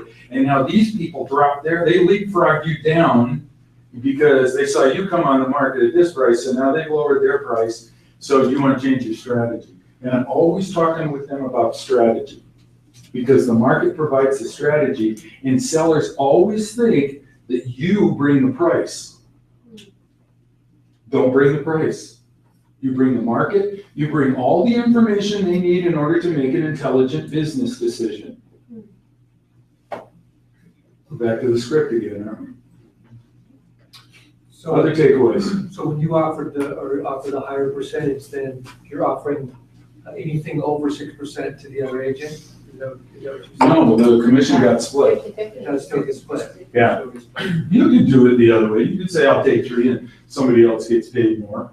But I don't know why I should be paid less than the agent who didn't go through the process of obtaining the inventory. The listing agent, the expenses are yours. Yeah, exactly. And here's the deal, so I told you about my broker and I told you about this thing up on a wall and he said, I found that as many listings as I take, I get that many buyers in a year's time. And so, and he told me this and Danny probably heard this too, you need to list to last in this business. If you're not listing, you're a store with no inventory on the shelf. You're a real estate store with no inventory. If you have listings, you have inventory. Now, can I find buyers? Of course I can.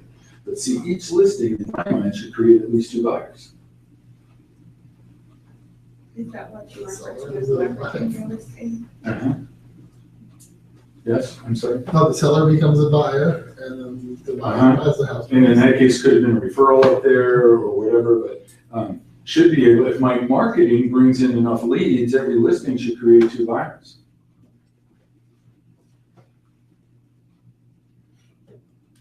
And then let me go back one step further. Every step of the way through here, you're asking for referrals. Who do you know? Who do you know? Who do you know? Who do you know? Okay, we got a couple more minutes. Any more on us? Or are we all done? Yes. You keep talking about referral. How would you ask for repeat business or whatever business? Yeah. Who else do you know that I can help buy, sell, or invest in real estate? I get I get invited to kids' birthday parties, anniversaries, and I try to go to all of them. Right.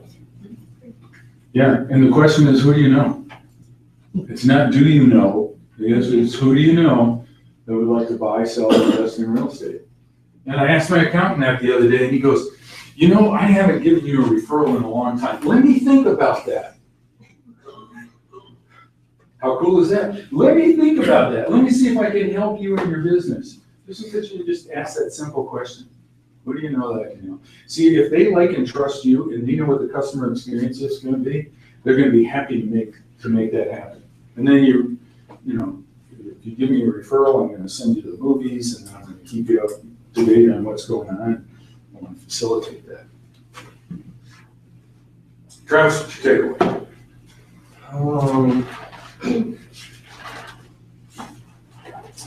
I guess just kind of just controlling the process through just being the leader. So it's totally about being the leader. And so if you know what the process is, then you have control. If you don't know what the process is, the minute, in nature abhors a vacuum. And the minute that you're not in control of the process, they become in control of the process and they don't want to be. They did not hire you to tell you what to do. They did not hire you to give you suggestions. I just met with a buyer downstairs and a little while ago, and he was looking for fourplexes. And I said, so what are your expectations of real estate agent? And he says, I have OCD up to here. And I almost fired my last real estate agent because I was doing all the research. I'm looking online and looking at all of this stuff. And I said, okay, so are you looking online because of your OCD? He said, yes. So what do you expect from us? And so we had this conversation, but the point is, he was so frustrated because he felt like he was doing the work rather than having somebody else do the work. And if you know what the process is, and here's one other thing, never leave an appointment with a client without telling them what's going to happen next. Never leave an appointment with a client without telling them what's going to happen next. Because Conflict always arises when the expectations are different. Does that make sense? Did you start to get a little bit of conflict? I mean, they weren't even moving to Spokane, and there was a little bit of conflict going on over here, right? Okay? Conflict always arises when the expectations are different. So if you set the expectations for what's going to happen next, there's no conflict. If they set the expectations for what's going to happen next, and you don't meet those expectations, you're in trouble. Yeah, your trust erodes really, really quickly. Any other takeaways? Here's my goal. My goal is that you will practice real estate at a high level of professionalism, such that your business grows so quickly, and it can and will grow quickly, if you're doing it and getting referrals from people that like and trust the experience that you provided for them. And if they don't like and trust the experience that you provided for them, then the issue has to come back into what did I do wrong? Because highly successful real estate agents build entire teams around that customer experience. They didn't get lucky. They delivered professional level, high expectations. And so we're here to make that happen. And your business, your real estate practice and your business can be as big as you want it to be. See, I would love to see one of you guys create $1 million buyer business in Kenny Claus team. Because you're not just lead takers, you're builders inside of that team. How awesome would that be?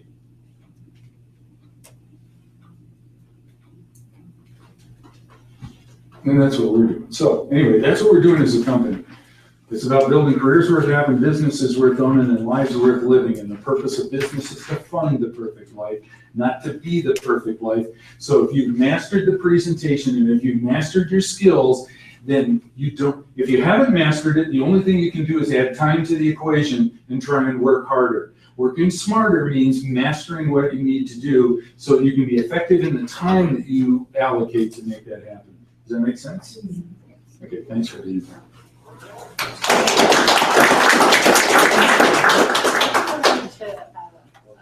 Place to have it all that, the paper and everything. No, just did it, those hard pieces of paper like that.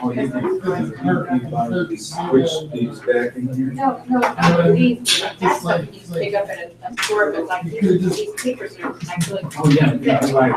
So every buyer we tables or whatever. And then just stick it into the And machine. you just web it through. Hey, thanks for coming. Yeah, you bet. You bet. Oh, geez. What's up, guy? Yeah, totally. Totally. I love how this morning. Good to see you guys. Thanks for appreciating it.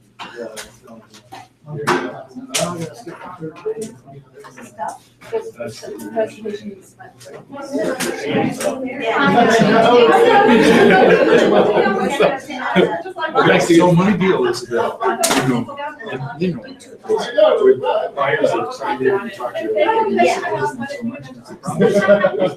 and because I focused on sellers, all of a sudden, all the sign calls and everything I used to get, they're not coming. So I needed to build more seller. Both still working for you? Both still working for you? I really thought that you were like the smartest person I've ever met. Great class, and I It was so brilliant. Thank